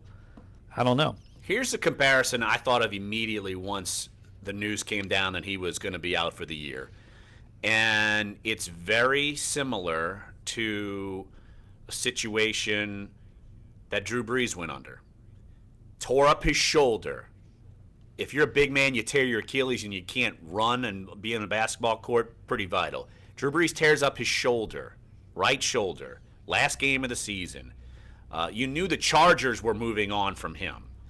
But what's the market out there as far as for Drew Brees? What was it? Can you trust putting a big investment in someone like Drew? Could you invest in DeMarcus Cousins? I think teams are going to be questioning that, and obviously the Pelicans are going to be questioning that. So you look at these two big pillars of a potential franchise, what do you do? It's all look, when the Saints signed Drew Brees, there was certainly risk there. They rolled the dice, though, and obviously it paid off. But 6 years, $60 million, even at that point, sounds like a lot of money. That was not a lot of money for a quarterback. But they had an out. They gave themselves an out after 1 year, and that you can't really do that in the NBA. That's what I was going to say. You can't do that in the NBA. And so you get stuck with these huge deals, and Dell Demps can't afford to do that either. It's a difficult situation. I'm sure they're going to have some conversations with his representation, but man, I tell you, they're on the spot right now. It's not an easy situation. I think if you try and give him can you talk him into doing a 1 year deal? I don't know if I'm DeMarcus Cousins if I want to do that. So I don't know how this is going to work out. If I'm DeMarcus Cousins, I would still try to maximize everything I can. And that's the thing. If you talk to their representatives, I don't know how you spin it. I don't know how you spin it because there's no guarantees he comes back and is ever the same player. Could he be? Yes, but there's no guarantees. Right. And right on the brink of a contract, what do you do? This isn't like the NFL in as far as, say, you could get a 1 year deal and maximize it out and then get another one. I don't feel like in the NBA that's the norm. You could get a 1 year deal and be a veteran at the end of your career. How often does a one-year deal happen for a player on the prime of his career and then go maximize it elsewhere? I really think this Maybe I'm wrong. I just don't think it's the norm or that happens very much at all. I'm sure Mickey Loomis has been in talks with Dell Demps and Alvin Gentry in the wake of this injury about an organizational plan going forward. And they almost have to consider a bigger picture decision on this. Do they invest long-term into Marcus Cousins and ask fans maybe to be more patient when they've already been patient for years? I think their patience is run out. So You can't do that. I don't know how they can get away with that. So then they make a short-term fix to get in the playoffs, bring in a rental. Does that handcuff them? They're really stuck between a rock and a hard place in trying to make it work short-term for the fans and the investment they've made and the impatience, and not handicapping the long-term future with Anthony Davis, who is the franchise player who they want to try and win a title with. And that is the challenge that Demps, Ferry, and Loomis have. I don't know what the answer is. That's why they're paid the big bucks to figure it out, but they certainly weren't planning on this. Well, LeBron James is going to be a free agent, right? Just go get him. Yeah, somebody tweeted that out this weekend. I can't remember who it was. Oh, it's Tony Hull, the Kansas assistant coach. Who's gotten all the players to go up, all the New Orleanians to go up to Kansas, including Puka Williams, tweeted out a great meme of LeBron, Boogie, just go get him. This was before the injury, unfortunately. Just go get him. Yeah, I'm sure he's lining up. That's the problem, and sometimes I think we're not fair to Dell Demps in some ways, in that he is trying to manage a team that doesn't have a lot of cachet in the NBA. Free agents are not lining up to come to New Orleans. There's not a great tradition here. It's not like it's San Antonio or even Oklahoma City to some degree that's built this reputation. Players don't want to come here by and large. Even with Anthony Davis on the roster, they have to overpay to get guys like Solo Hill and Etuan Moore to come on board. And that's a factor in how he's been able to build a team. But part of that problem is they elected to not go through the draft and build a core. They elected to go through free agency. It blew up on them, and now they're in a lurch. And because it blew up on them, players didn't want to come here because they weren't seen as like this up-and-coming team. And that's just the tough breaks, but that's how it worked out for them. Well, and I feel like that the Saints in their heyday were an attractive place, and they had to build themselves up to become an attractive place. What are you talking about? As far as when the Saints started winning under Sean Payton, free agents were open and willing to come, and they had to. It took years and years and years for that to happen. Just think of how they had to build the team. They had to get a damaged goods quarterback. They had to go trade for Scott Shanley as far as to get a starting linebacker. They had to trade for Mark Simoneau. All of these patchwork pieces. And that draft class eventually worked, but they had to patch it up with kind of cast-offs. Scott Pagita would tell you, I think when they first came in and were starting to build this thing, it was kind of like the land of misfit toys, and they threw them all together and it worked. And that's not the way it's been on the basketball side. The greatest, I think, piece of Sean Payton's legacy will be that he changed the perception and the image of the New Orleans Saints. They were the laughing stocks of the NFL. They were the Chicago Cubs, the lovable losers, and he changed that. And that is incredibly difficult to do. Name me someone else that's been able to do that. It's very difficult to do in professional sports. And along with Drew Brees, obviously Brees has to get a lot of the credit. I'll name you one, Joe Madden. Yes. But no, seriously, that's it. And Theo Epstein. Exactly. Yes, Someone they like changed it.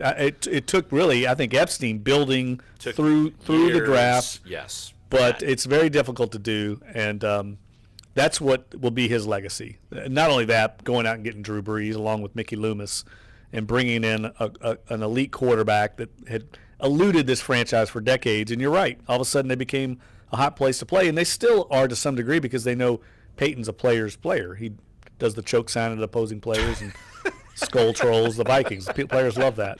Well, he has the broom, so that's a positive one, right? The broom. Yeah, and he got hit the Sean Payton or whatever it is. Hit the Sean Payton. That lasted about, what, a week? Yeah. That little phenomenon. He was asked to do that at the Pro Bowl by an NFL Network reporter. I think he did it. Of course he did it. Yes. You know he's going to do it. Of course. Well, out there, yeah, it's having fun. But, yeah, look, when we take a break right here, when we get back, we'll hear from Drew Holiday and Alvin Gentry. We'll play those sound bites in the next segment. And then later on the show, we'll kind of touch on a little Pro Bowl, little Senior Bowl. And Jeff wants to talk a little Roger Federer. I'm in love. Yes. I can't wait. Oh, yeah, we got to touch on this. One of the great athletes He's of our my gun generation. runner. Yes, he is the gun runner of tennis. Except Federer's been around a lot longer. Except the stud part. Well, he's got some kids.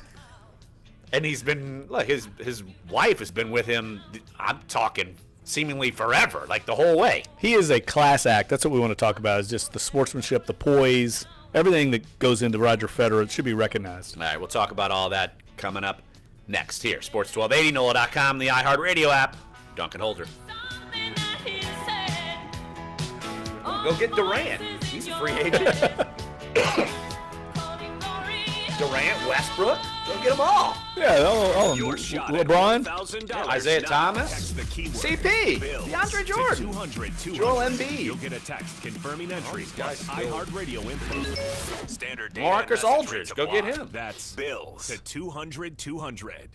You could put $1,000 in your hand. Cold hard cash. Well, in Lopez your pocket. and $1,000 is up for because grabs every hour. So they would all be rentals. Yeah, they're all going to be free. $1,000 on Sports 12. If you need a payday loan fast, try LendUp.com. Apply in minutes on your phone or computer, and you can. Did you see the story in the New York Times over the weekend about I wanted to read it because people buying those celebrities? Rick McHenry for 90% of her followers are bought. Oh, I didn't see that part. I didn't get down in the story that far. Yeah, I need to read it, but I know that they called out a bunch of people. Like Ray Lewis, they called out.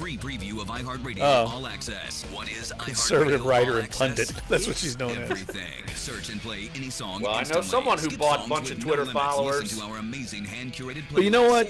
That's a little misleading because I know that guy looked up that dude that writes for AP for Martell, David something or another. Whether you're making updates Anyway, to existing he's like this properties or nerdy guy building who new like construction, knows these kind of Lowe's has things. savings for and he pros. Get up to 30% off appliance special values, including great brands Exactly. like GE. That's up to But then, 30% off and he was washers, telling me all these dryers, things, refrigerators, and I go, That was the- how does people do that? So I 25% said, well, on look every mine up. He had the purchase little every thing day that could when look it you up, and use I your had Lowe's like business credit. 8,000 See people the that Lowe's aren't real, Pro Desk for more according to this details. thing, and Appliance I've never offer bought now anybody in my on life. 25%. So it's obviously Credit offer subject to these credit bots approval. just Can't be combined replicate, with other and credit offers. sometimes people aren't even Exclusions don't apply. even aware of I it. can tell you though.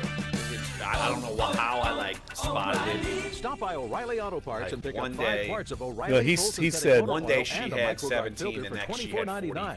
Extend the 2,000. life of your Like, vehicle right, and well, save money yeah. with 5 parts of O'Reilly full synthetic motor oil and a microguard filter for $24.99. O'Reilly Auto Parts. Better Right. parts, better prices She every bought, day. like, Right, there's it's one thing to have 25%. It's one thing to have that many. No, I happened to catch it one day, and then Catherine All right, 30 seconds. did like the search. Like little And you investigators. know who else she did that too? Lions. And then Edwin. Ever tell you the story? No. Edwin walks up, grabs Catherine's phone, walks up to Lions, and he's like, for understanding. "Man, what's up with all this?" And like sticks it right in Lions' face. His was like 90% fake. He's, "What's up with all this, man?" Like in the middle of practice, like Saints practice. Oh, at training Edwin's camp. hilarious. Dude, he just narked him, and we were like. It was one of the my coolest things God. I've ever seen Edwin do. This is Dunc and Holder on Sports 1280, New Orleans. Pelicans 0-1 without Boogie Cousins. They go down to the Clippers 112-103. Pelicans led by as much as 20 in the first half. And third quarter comes. They take a slip. Figuratively, not literally. Well, even though Anthony Davis did slip and fall, and it was another oh my gosh moment, but he got right back up, and at least he's not totally injured. But they lose 112-103. Let's hear from, got some sound bites from Drew Holiday and Alvin Gentry. Why don't we start with Drew Holiday? And, of course, the big topic as we go on is Boogie Cousins. how do you adjust with life without Boogie? Let's hear what Drew had to say. I don't know. I think we played well this game. I think we kind of got burnt out there for a little bit, but DeMarcus does a lot for us. Rebounding, passing, pushing the pace. So it might, but still think that we could have won this game. I mean, I guess you could have won it, but it's the same old, same old. You have a drop off in defense, can't score. I think they were something like 1 of 12 from 3 in the third quarter. Ended up going 9 of 35 for 3-pointers. Only shot 25% from 3. That's obviously not going to get it done. And a lot of their, Dante Cunningham, 1 of 5. Darius Miller, 1 of 6. Rondo, 2 of 7 from 3. Miller's been hot, but if you're relying on Cunningham and Rondo, if they're going to be firing up threes like that, you're not going to win on a regular basis. That's just no way that's going to happen. No, I mean, they kind of had that epic night against the Rockets where Darius Miller had a career night. I think he set his career high with 6 3-pointers, and then he went bankrupt against the Clippers, was 1 for, 5 or 6. And when you're relying on – Liggins is a defensive stopper. That's what his game is. That's why he's here, to be Tony Allen's replacement and play his role. He had 2 threes against the Rockets that were – hugely uplifting at critical points in the game, but he's not here to shoot threes. That's not his game either. So it's going to come down to Moore and Holiday to some degree, and obviously Darius Miller to fill it up. And Rondo, I know we were just being asked in the YouTube stream about why Rondo's minutes have decreased. He's become a defensive liability. I think at this stage of his career, as much as he brings to the offensive side of things, and he's a facilitator and moves the ball, he gives up on the other end of the court because he's a defensive liability. So I think the Pelicans have really struggled to figure out how they can use him at the end of games when they need stops because teams are attacking him defensively once he's in the game. All right, let's touch on the third quarter. Let's hear what Drew Holiday had to say about the bad third quarter. Well, I think the third quarters were like that even with DeMarcus. I think we got good shots, but especially today we got a lot of good wide open shots, the ones that we want, but I think they're all short. That's why I think our legs were a little sluggish, but I mean, really we just got to go back and watch them, see what happened. The 3-pointers in particular, you think it's a matter of getting good shots and they weren't falling, or what do you think? Yeah, I think we got a lot of wide open shots, and I mean, I think a lot of them missed short, some missed long. I think AD missed a lot in the beginning, even around the basket. So, yeah. Well, you're hearing tired legs, you're hearing this and that goes back to what are they at game 50 at this rate, just about, and their lack of depth. You're going to be hearing that a lot throughout the rest of the season, especially from someone like Drew Holiday, who's going to be having to be playing more minutes because they need him to score. They don't have any more scorers. Yeah, that's the conundrum they've got, is to play the pace they want to play at, they've got a condition and they've got to run to play at that pace. But then the flip side of that is if they're running and playing at that pace, they've got to they're going to build up the minutes and wear their legs out. So they have to have the depth. That's why the Warriors can play at that pace. They play 10 players every game, regardless of the score. It's a big picture view that Steve Kerr prescribes to, and I don't think Gentry and this staff feel confident enough to play these guys because they have to win now. So it's kind of a recipe for disaster. And I don't think we're going to be talking any differently a week from now, 2 weeks from now, a month from now. Right. So that's, I mean, look at the remaining, stuck. The remaining schedule area. I looked at it last night, and I think they can finish around 500, maybe even a little above if things go well and they make a deal. But is that going to be good enough? With the way the Clippers are coming on, Lou Williams has been playing. They're kind of surging and ascending. Oklahoma City is not turning back. They figured it out. They're going to be, I think, the 5 or the 6 at worst. So you're really looking at 7, 8. That's probably going to come down to what? Portland and the Clippers and the Pels. That's what it looks like to me. And you're talking about Lou Williams. He comes off the bench, plays 35 minutes, scores 22 points. He scored 40 like 4 or 5 times this year. Right, exactly. Off the bench. I mean, it's crazy the way he's turned it on. And they needed him to because they've had injuries as well. almost everybody in the West has had injuries to deal with. The Pels are not alone. And we're talking about the third quarters. Look, Pelicans got outscored 29-15 in the third quarter. They were losing their steam in the second quarter after going up 20, and the Clippers were able to kind of etch it back. And then you go down and you lose 29-15 in the third. You lose 32-26 in the fourth, and that's why you lose 112-103. Let's hear what Drew Holiday had to say on the third quarter breakdown as an epidemic. I think a lot of times we get a lot of good shots, but they're jump shots. For the most part, we need to start attacking the basket, kind of like we do in the beginning of the game. But, I feel like sometimes teams give us their jump shot and we take it, and we might miss it. And from there, they come down and hit. So. Let's hear what Alvin Gentry had to say about losing the 20-point lead and eventually losing the game. We didn't make shots to start the quarter, and we let it affect our aggressiveness defensively. And so we've got to get past that. I thought the first, especially the first quarter, I thought we were real active defensively, and because of that, we were able to run out and get some easy baskets, and our ball movement was great. And then the third quarter, we missed some easy shots, but we have to go back and try to do the same thing that we did defensively in the first two quarters, and that's guard, be aggressive, and try to come up with stops. And we weren't able to do that, and then obviously we struggled the rest of the way to score. Let's hear what Drew Holiday has to say. These last two sound bites are about DeMarcus Cousins, which is predictable. Here's what Drew had to say about if he feels like he has to adjust his role without Cousins.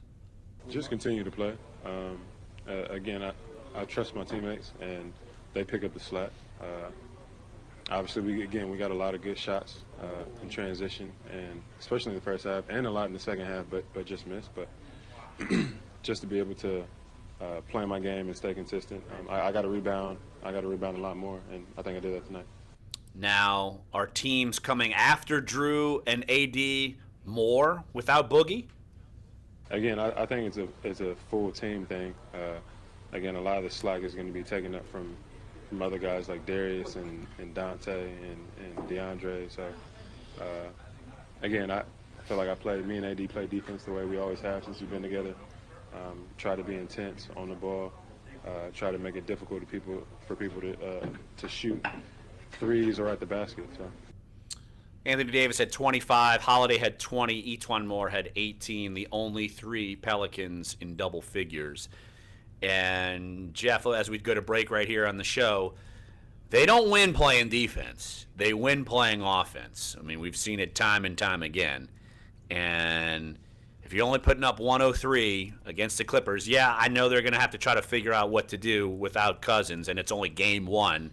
And maybe we should give them some time before we jump on them, but I don't feel like they have enough time. I mean, they're 49 games in, 27 and 22, and the West is surrounding them like sharks at this point. Yes, and everybody, I think, probably emboldened by Cousins' injury because now they see potentially one more playoff spot in the West that could open up, and they're certainly not going to give up now. I mean, they're going to actually, I think, be more motivated to try and make deals to improve their rosters to make a move at this point. So this was a landmark injury. I mean, it was groundbreaking as far as people around the league talking about what happened, and I think also potentially wrecking one franchise.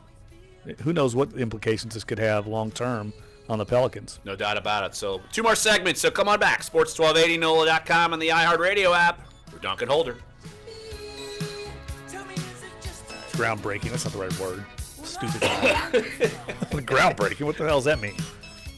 Your forecast on Sports 1280. Such an idiot. This report is brought to you by Subway.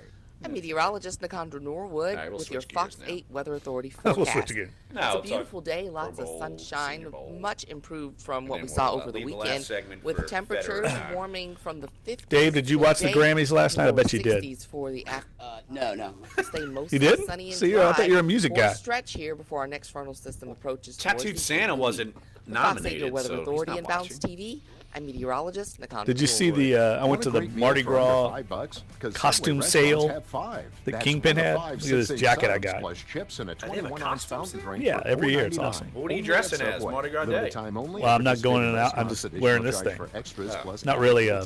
Jim, would you sponsor my son in the fun? Not really ride? a costume. Jim, I know a senior But it's pretty manager awesome with your jacket. experience makes between 100 and 132K. I've got like a black bolo hat Hey, Sue, and the put my director own with the beads median on it. salary of 95,000. Yeah. Gotta Oh yeah, for sure. Find jobs is That's sweet, isn't it? on Indeed.com. $20. Our company reviews give you the inside And it fits track perfect. on thousands of You need like a companies. bead You can hat. research salary, That's what I mean. I'm gonna benefits, put like a company black cultures, hat. I'm gonna and put more. beads on it Search for myself. greatness. Search Sweet. Indeed. Yeah, the well, I world's can't #1 walk job down site. Indeed is the world's Marion #1 job and site according to be a ComScore schlub. total No, visits. No, after last year, that was crazy. I felt like a dummy. I need to wear something.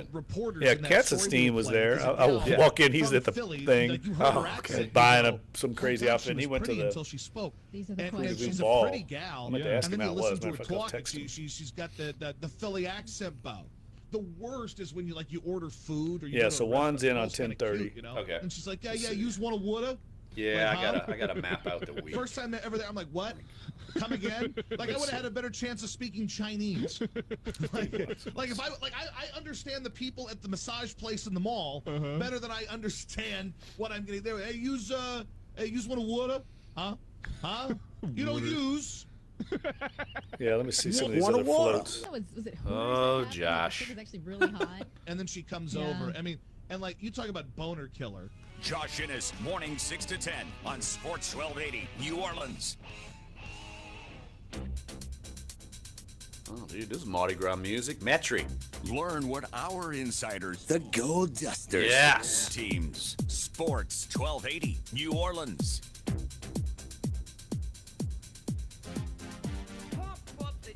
Man, I'm ready for a Metairie parade here in this bad boy. Yes.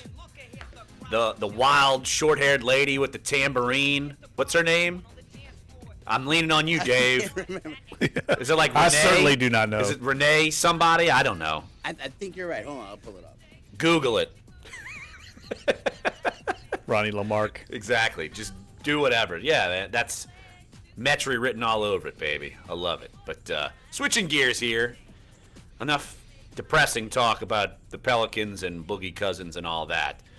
There were a couple of bowls that happened this weekend. Not the Super Bowl.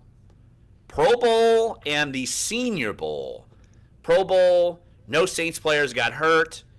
The Breeze kids got into a brawl in the middle of Drew being interviewed by Lisa Salters during the game. So that was probably the biggest entertainment value I took away from it. That was classic. It was classic. basically, yes, it was, you know what? We're on camera. We're going to brawl. Right. I like it. I'm in on it. I like it. But look, uplifting. You mentioned DJ Chark had a great game in the Senior Bowl. 75-yard touchdown catch, led all pass catchers with 5 receptions, 160 yards. And again, you make a great point. See what happens when he gets with a good quarterback, and that's the evaluation you have to do all the time with these LSU receivers. Jarvis Landry, Odell Beckham Jr. Nobody knew those guys were going to be as good as they were on the next level because of the limited quarterback play.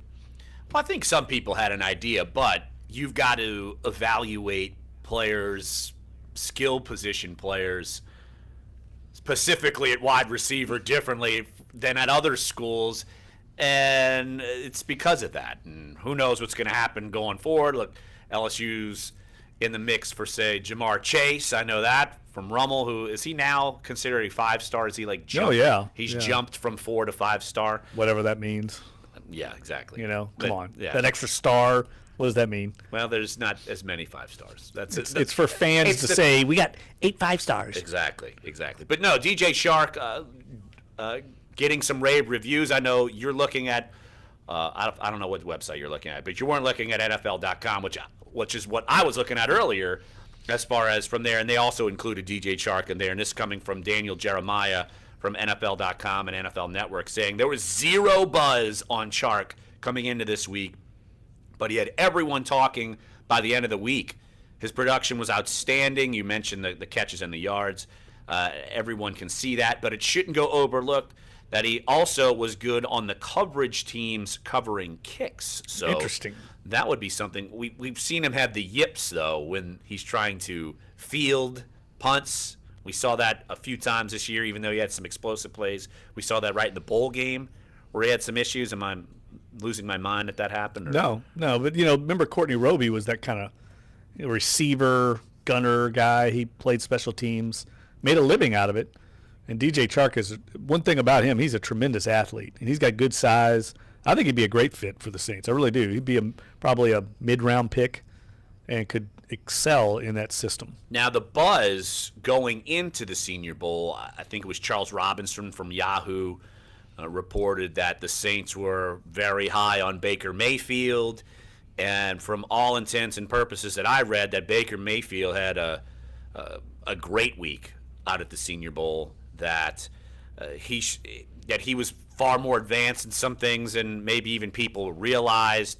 But leaving the game, Josh Allen's getting praise. He struggled in the first half, but then came on in the second half. Josh Allen is certainly a different build than Baker Mayfield. But, Jeff, you're looking at quarterbacks, and that's going to be the conversation going into the draft. We have no reason to ever believe that Drew Brees is going anywhere. I feel like I'm going to write that column this week, and it will be the last time I write about Drew Brees before he signs, because I'm not going to play up to the, oh my gosh, could Drew Brees be gone? No, he's not going anywhere. It's going to be all week at the Super Bowl. All you're going to hear, because he's going to be doing interviews. I could pick a company and just assume he's going to be representing them. Let's say Microsoft. I bet you he's going to be representing Microsoft, and he's going to be on the Dan Patrick Show, and he's going to be on all the big shows throughout, and he's going to be asked all week, and someone's going to write another headline, I'm not going anywhere. It's going to be the most overblown story in the offseason that people and Saints fans are going to have to deal with. But on the other hand, do you look at quarterbacks in this class? I guarantee you the Saints will look at quarterbacks in this class, and one to me that would be intriguing would be Baker Mayfield. But he's going to be in the top 5 picks in the draft. He could be. They're talking about him maybe going number 1, so they're not going to get Baker Mayfield. What if he dips? They're going to be looking at the class. Look, they have quarterbacks like Richmond quarterback Kyle Lauletta. That's the guy you need to consider. Or Western Kentucky's Mike White. Daniel Jeremiah saying that those two are leaving the Senior Bowl as winners, per se, as far as the winners / A lot of people comparing Lauletta to Jimmy Garoppolo. Uh-oh, Jepson Love! Small college guy with intangibles and would fit certain systems in the NFL, including the Saints. That's the kind of guy they need to look at, because Drew Brees is going to be the starter for the foreseeable future. They need a guy that they can develop and could be like their Tony Romo, and I could see that kind of player coming to the Saints this year, not Baker Mayfield. You draft Baker Mayfield, you're going to have to get in the top 5. What are you going to give up to get up there? I don't see how they could even do that. Well, Vance Joseph, of course, local native Shaw alum, was the coach for Josh Allen and Baker Mayfield. I think they requested that they get those two players, and they got them. So they're on the market for a quarterback. And then Sam Darnold wasn't there. Josh Rosen wasn't there. Tanner Lee was there. You didn't hear much about him. No, he was throwing picks again. Exactly. But look, you mentioned Lauletta. Went in the second half, 8 of 12, 198 yards and 3 touchdowns.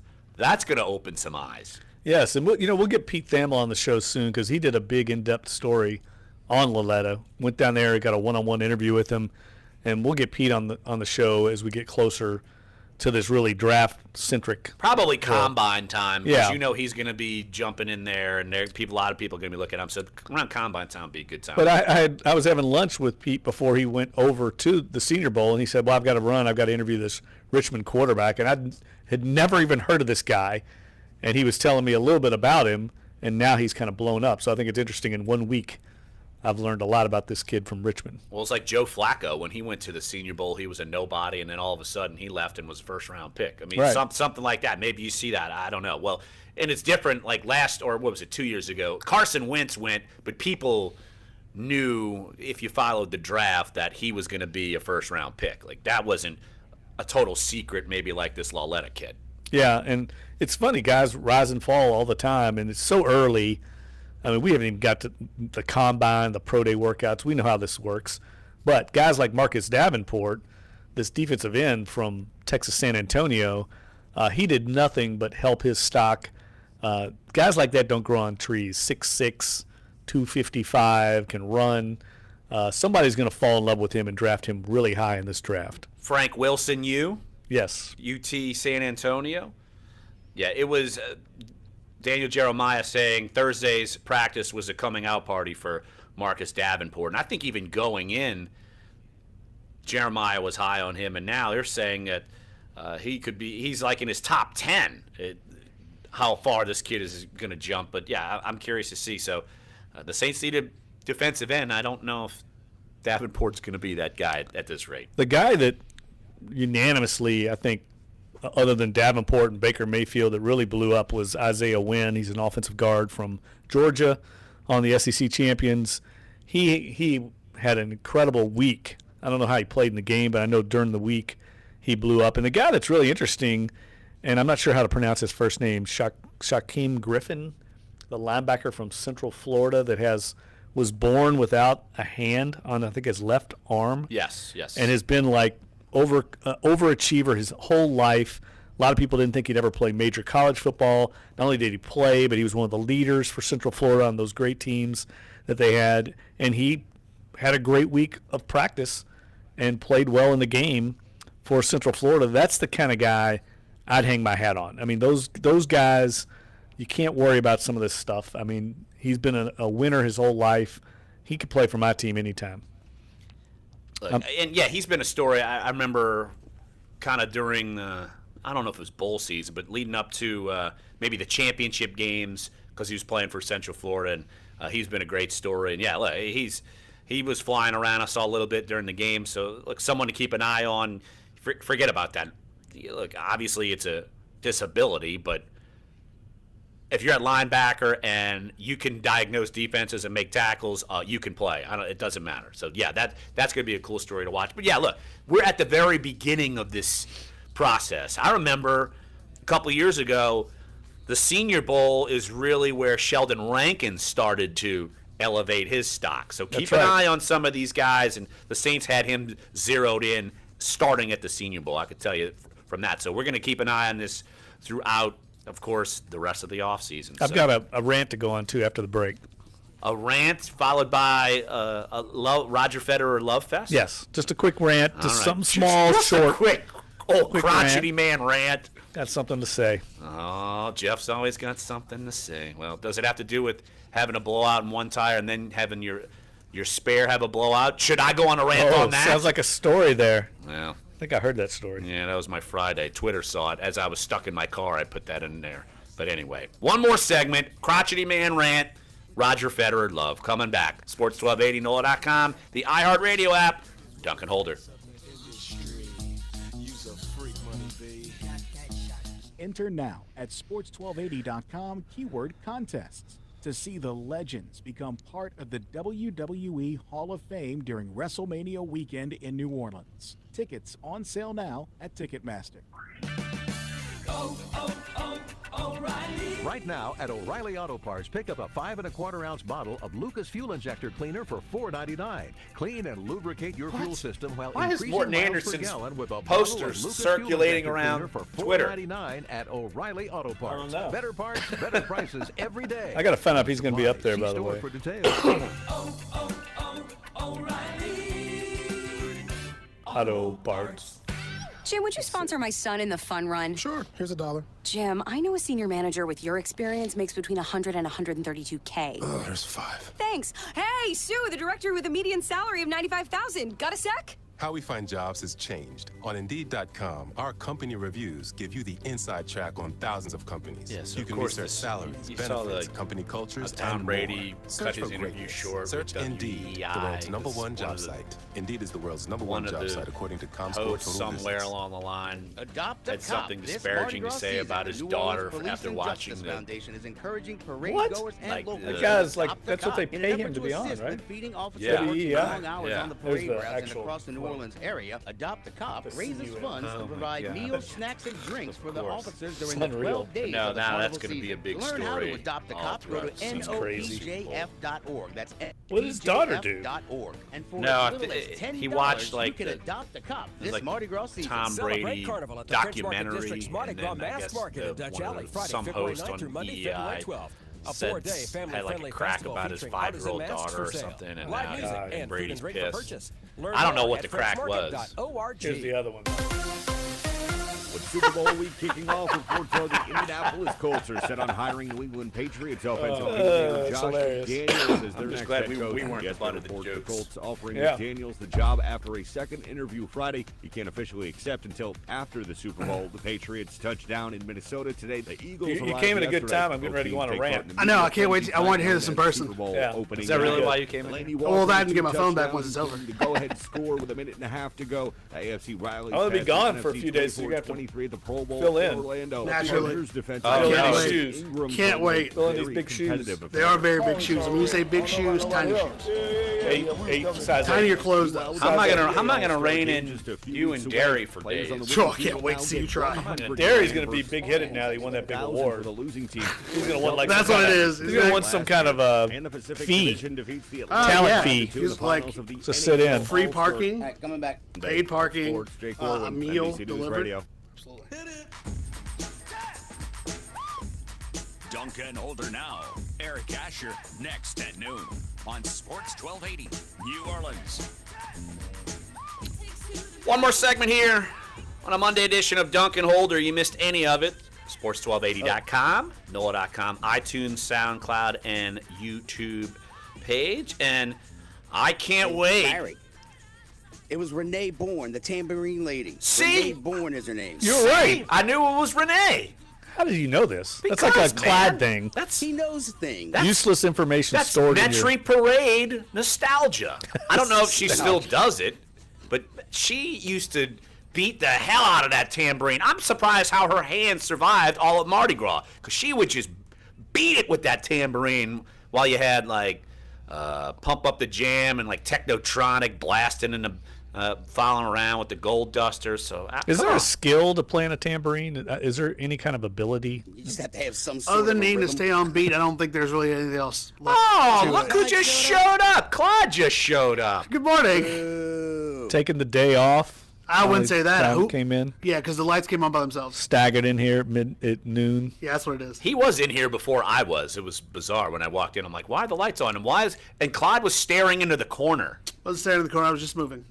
You were Wow, moving. were you meditating or something? Yeah, I was meditating. You seem like on a how to hear meditation guy. This rant that's probably going to be nonsensical and have nothing to do with anything. So my rant. Let's get on to it. Clyde came in the studio just for an old Jeff crotchety man rant. So hopefully it better be worth it. Hopefully Jeff's 82-year-old female fan is listening, because she thinks Shit you're like the old last and one. crotchety. Andrew Lopez, our colleague, had this story earlier in the week about the height weight measurements from the Senior Bowl. I've been on this rant before. Not on this show. And the fact that several players, not just LSU players, but lots of players, shockingly weren't the height and weight they were listed at by their universities. Oh, The I'm floored. Darrell Williams clocked in at 5 feet 11 inches tall, 2 inches shorter than he's listed by LSU. Why do these people do this? Like, I get maybe the strategy. If you're a defensive lineman or an offensive lineman, you want to say you weigh more so people don't come after you, I guess. But what's the point of Darrell Williams listing himself at 6'1" when he's 5'11"? What's the point? He's going to get measured by every NFL scout. You're never going to sneak into the NFL with a fake height or weight. What are you accomplishing? Are you trying to ask for common sense and or any kind of truth from high school, from college coaches? I was about to say, Because they're What's the point? Clyde, Why lie on your height? Why don't you just say what you are? Clyde, in a former life, I'm sure, is the one who had to input the heights and weights for SID land. I'm assuming. Oh yeah, it's one of the worst days of the year. I'm assuming you have to do that. So you're the one who makes the final input of the false height and weight. You're complicit in this. I wouldn't say. farce. I'm only as complicit as someone gives me Contributing to the delinquency of a football player. And literally, I just have to put it in. Now, granted, I laugh sometimes too because I'm human. I'm not crazy, but I don't know why you're asking college coaches that literally on any level. You're talking about football. This is widespread. This is across the board, whatever sport. We can talk about badminton, it's the same thing. If you're looking for college coaches to not use some kind of edge, regardless. Edge? What edge are they getting? That's my Easy. point. It's like, oh man. That's my point. Darrell Williams is 5'11". He's 6'1". He's still the same runner. Still the same runner. Nothing changed in his ability to run over people or around people. It does. There's no strategy in that. Let me ask you, why are you going on a rant? Did Darrell Williams take Did he take exception I'll tell you, to the height and weight? I'll tell you where it comes from. Back in my day as the sports editor of the Monroe News Star, this is a good little anecdote. Dear. We were doing our player of the year was Anthony Booger McFarland. He played at Winfield. I've heard of him. I think I've heard of him before. And he was our defensive player of the year. We did profiles on our offensive and defensive player of the year in our preseason, section. Our offensive player of the year was Anthony A-Train. What's his name? Thomas? Yes, Anthony Thomas went to Michigan. Yes, I remember. Both ended up being NFL players, had great careers.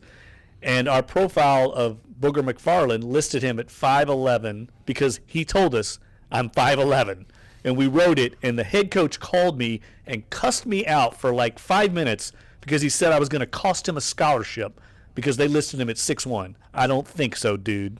I think Anthony McFarland made it. I like this rant. I think he made it. I had to listen to this crap for 5 minutes. Like, people's hands. Like, I really thought God forbid we actually write the truth of how tall the guy is. I like this. I like where we're going. Yeah, you know what? I feel rant. bad. I cost Booger. He's never made it. I'm telling you Didn't right now, make Booger it in has the best college. life. I submarined his. I torpedoed him, Graf. I torpedoed Only got the Winfield's Super Bowl ring. McFarland. That's what I'm saying. First round pick. Write the Super Bowl truth. champion. You think they're not looking at film of Booger McFarland saying this guy can play? No, they're worried about him. I don't know, dude. He's only 5'11". He's not 6'1". We can't sign him. Oh, he can't get that extra star. Right. Even though he's got 35 It's the tackles biggest, for loss. and it always kills me when the NBA comes up and they measure these guys and they're like 3 inches shorter, and they measure them in shoes. That's another rant for another day. You're in shoes.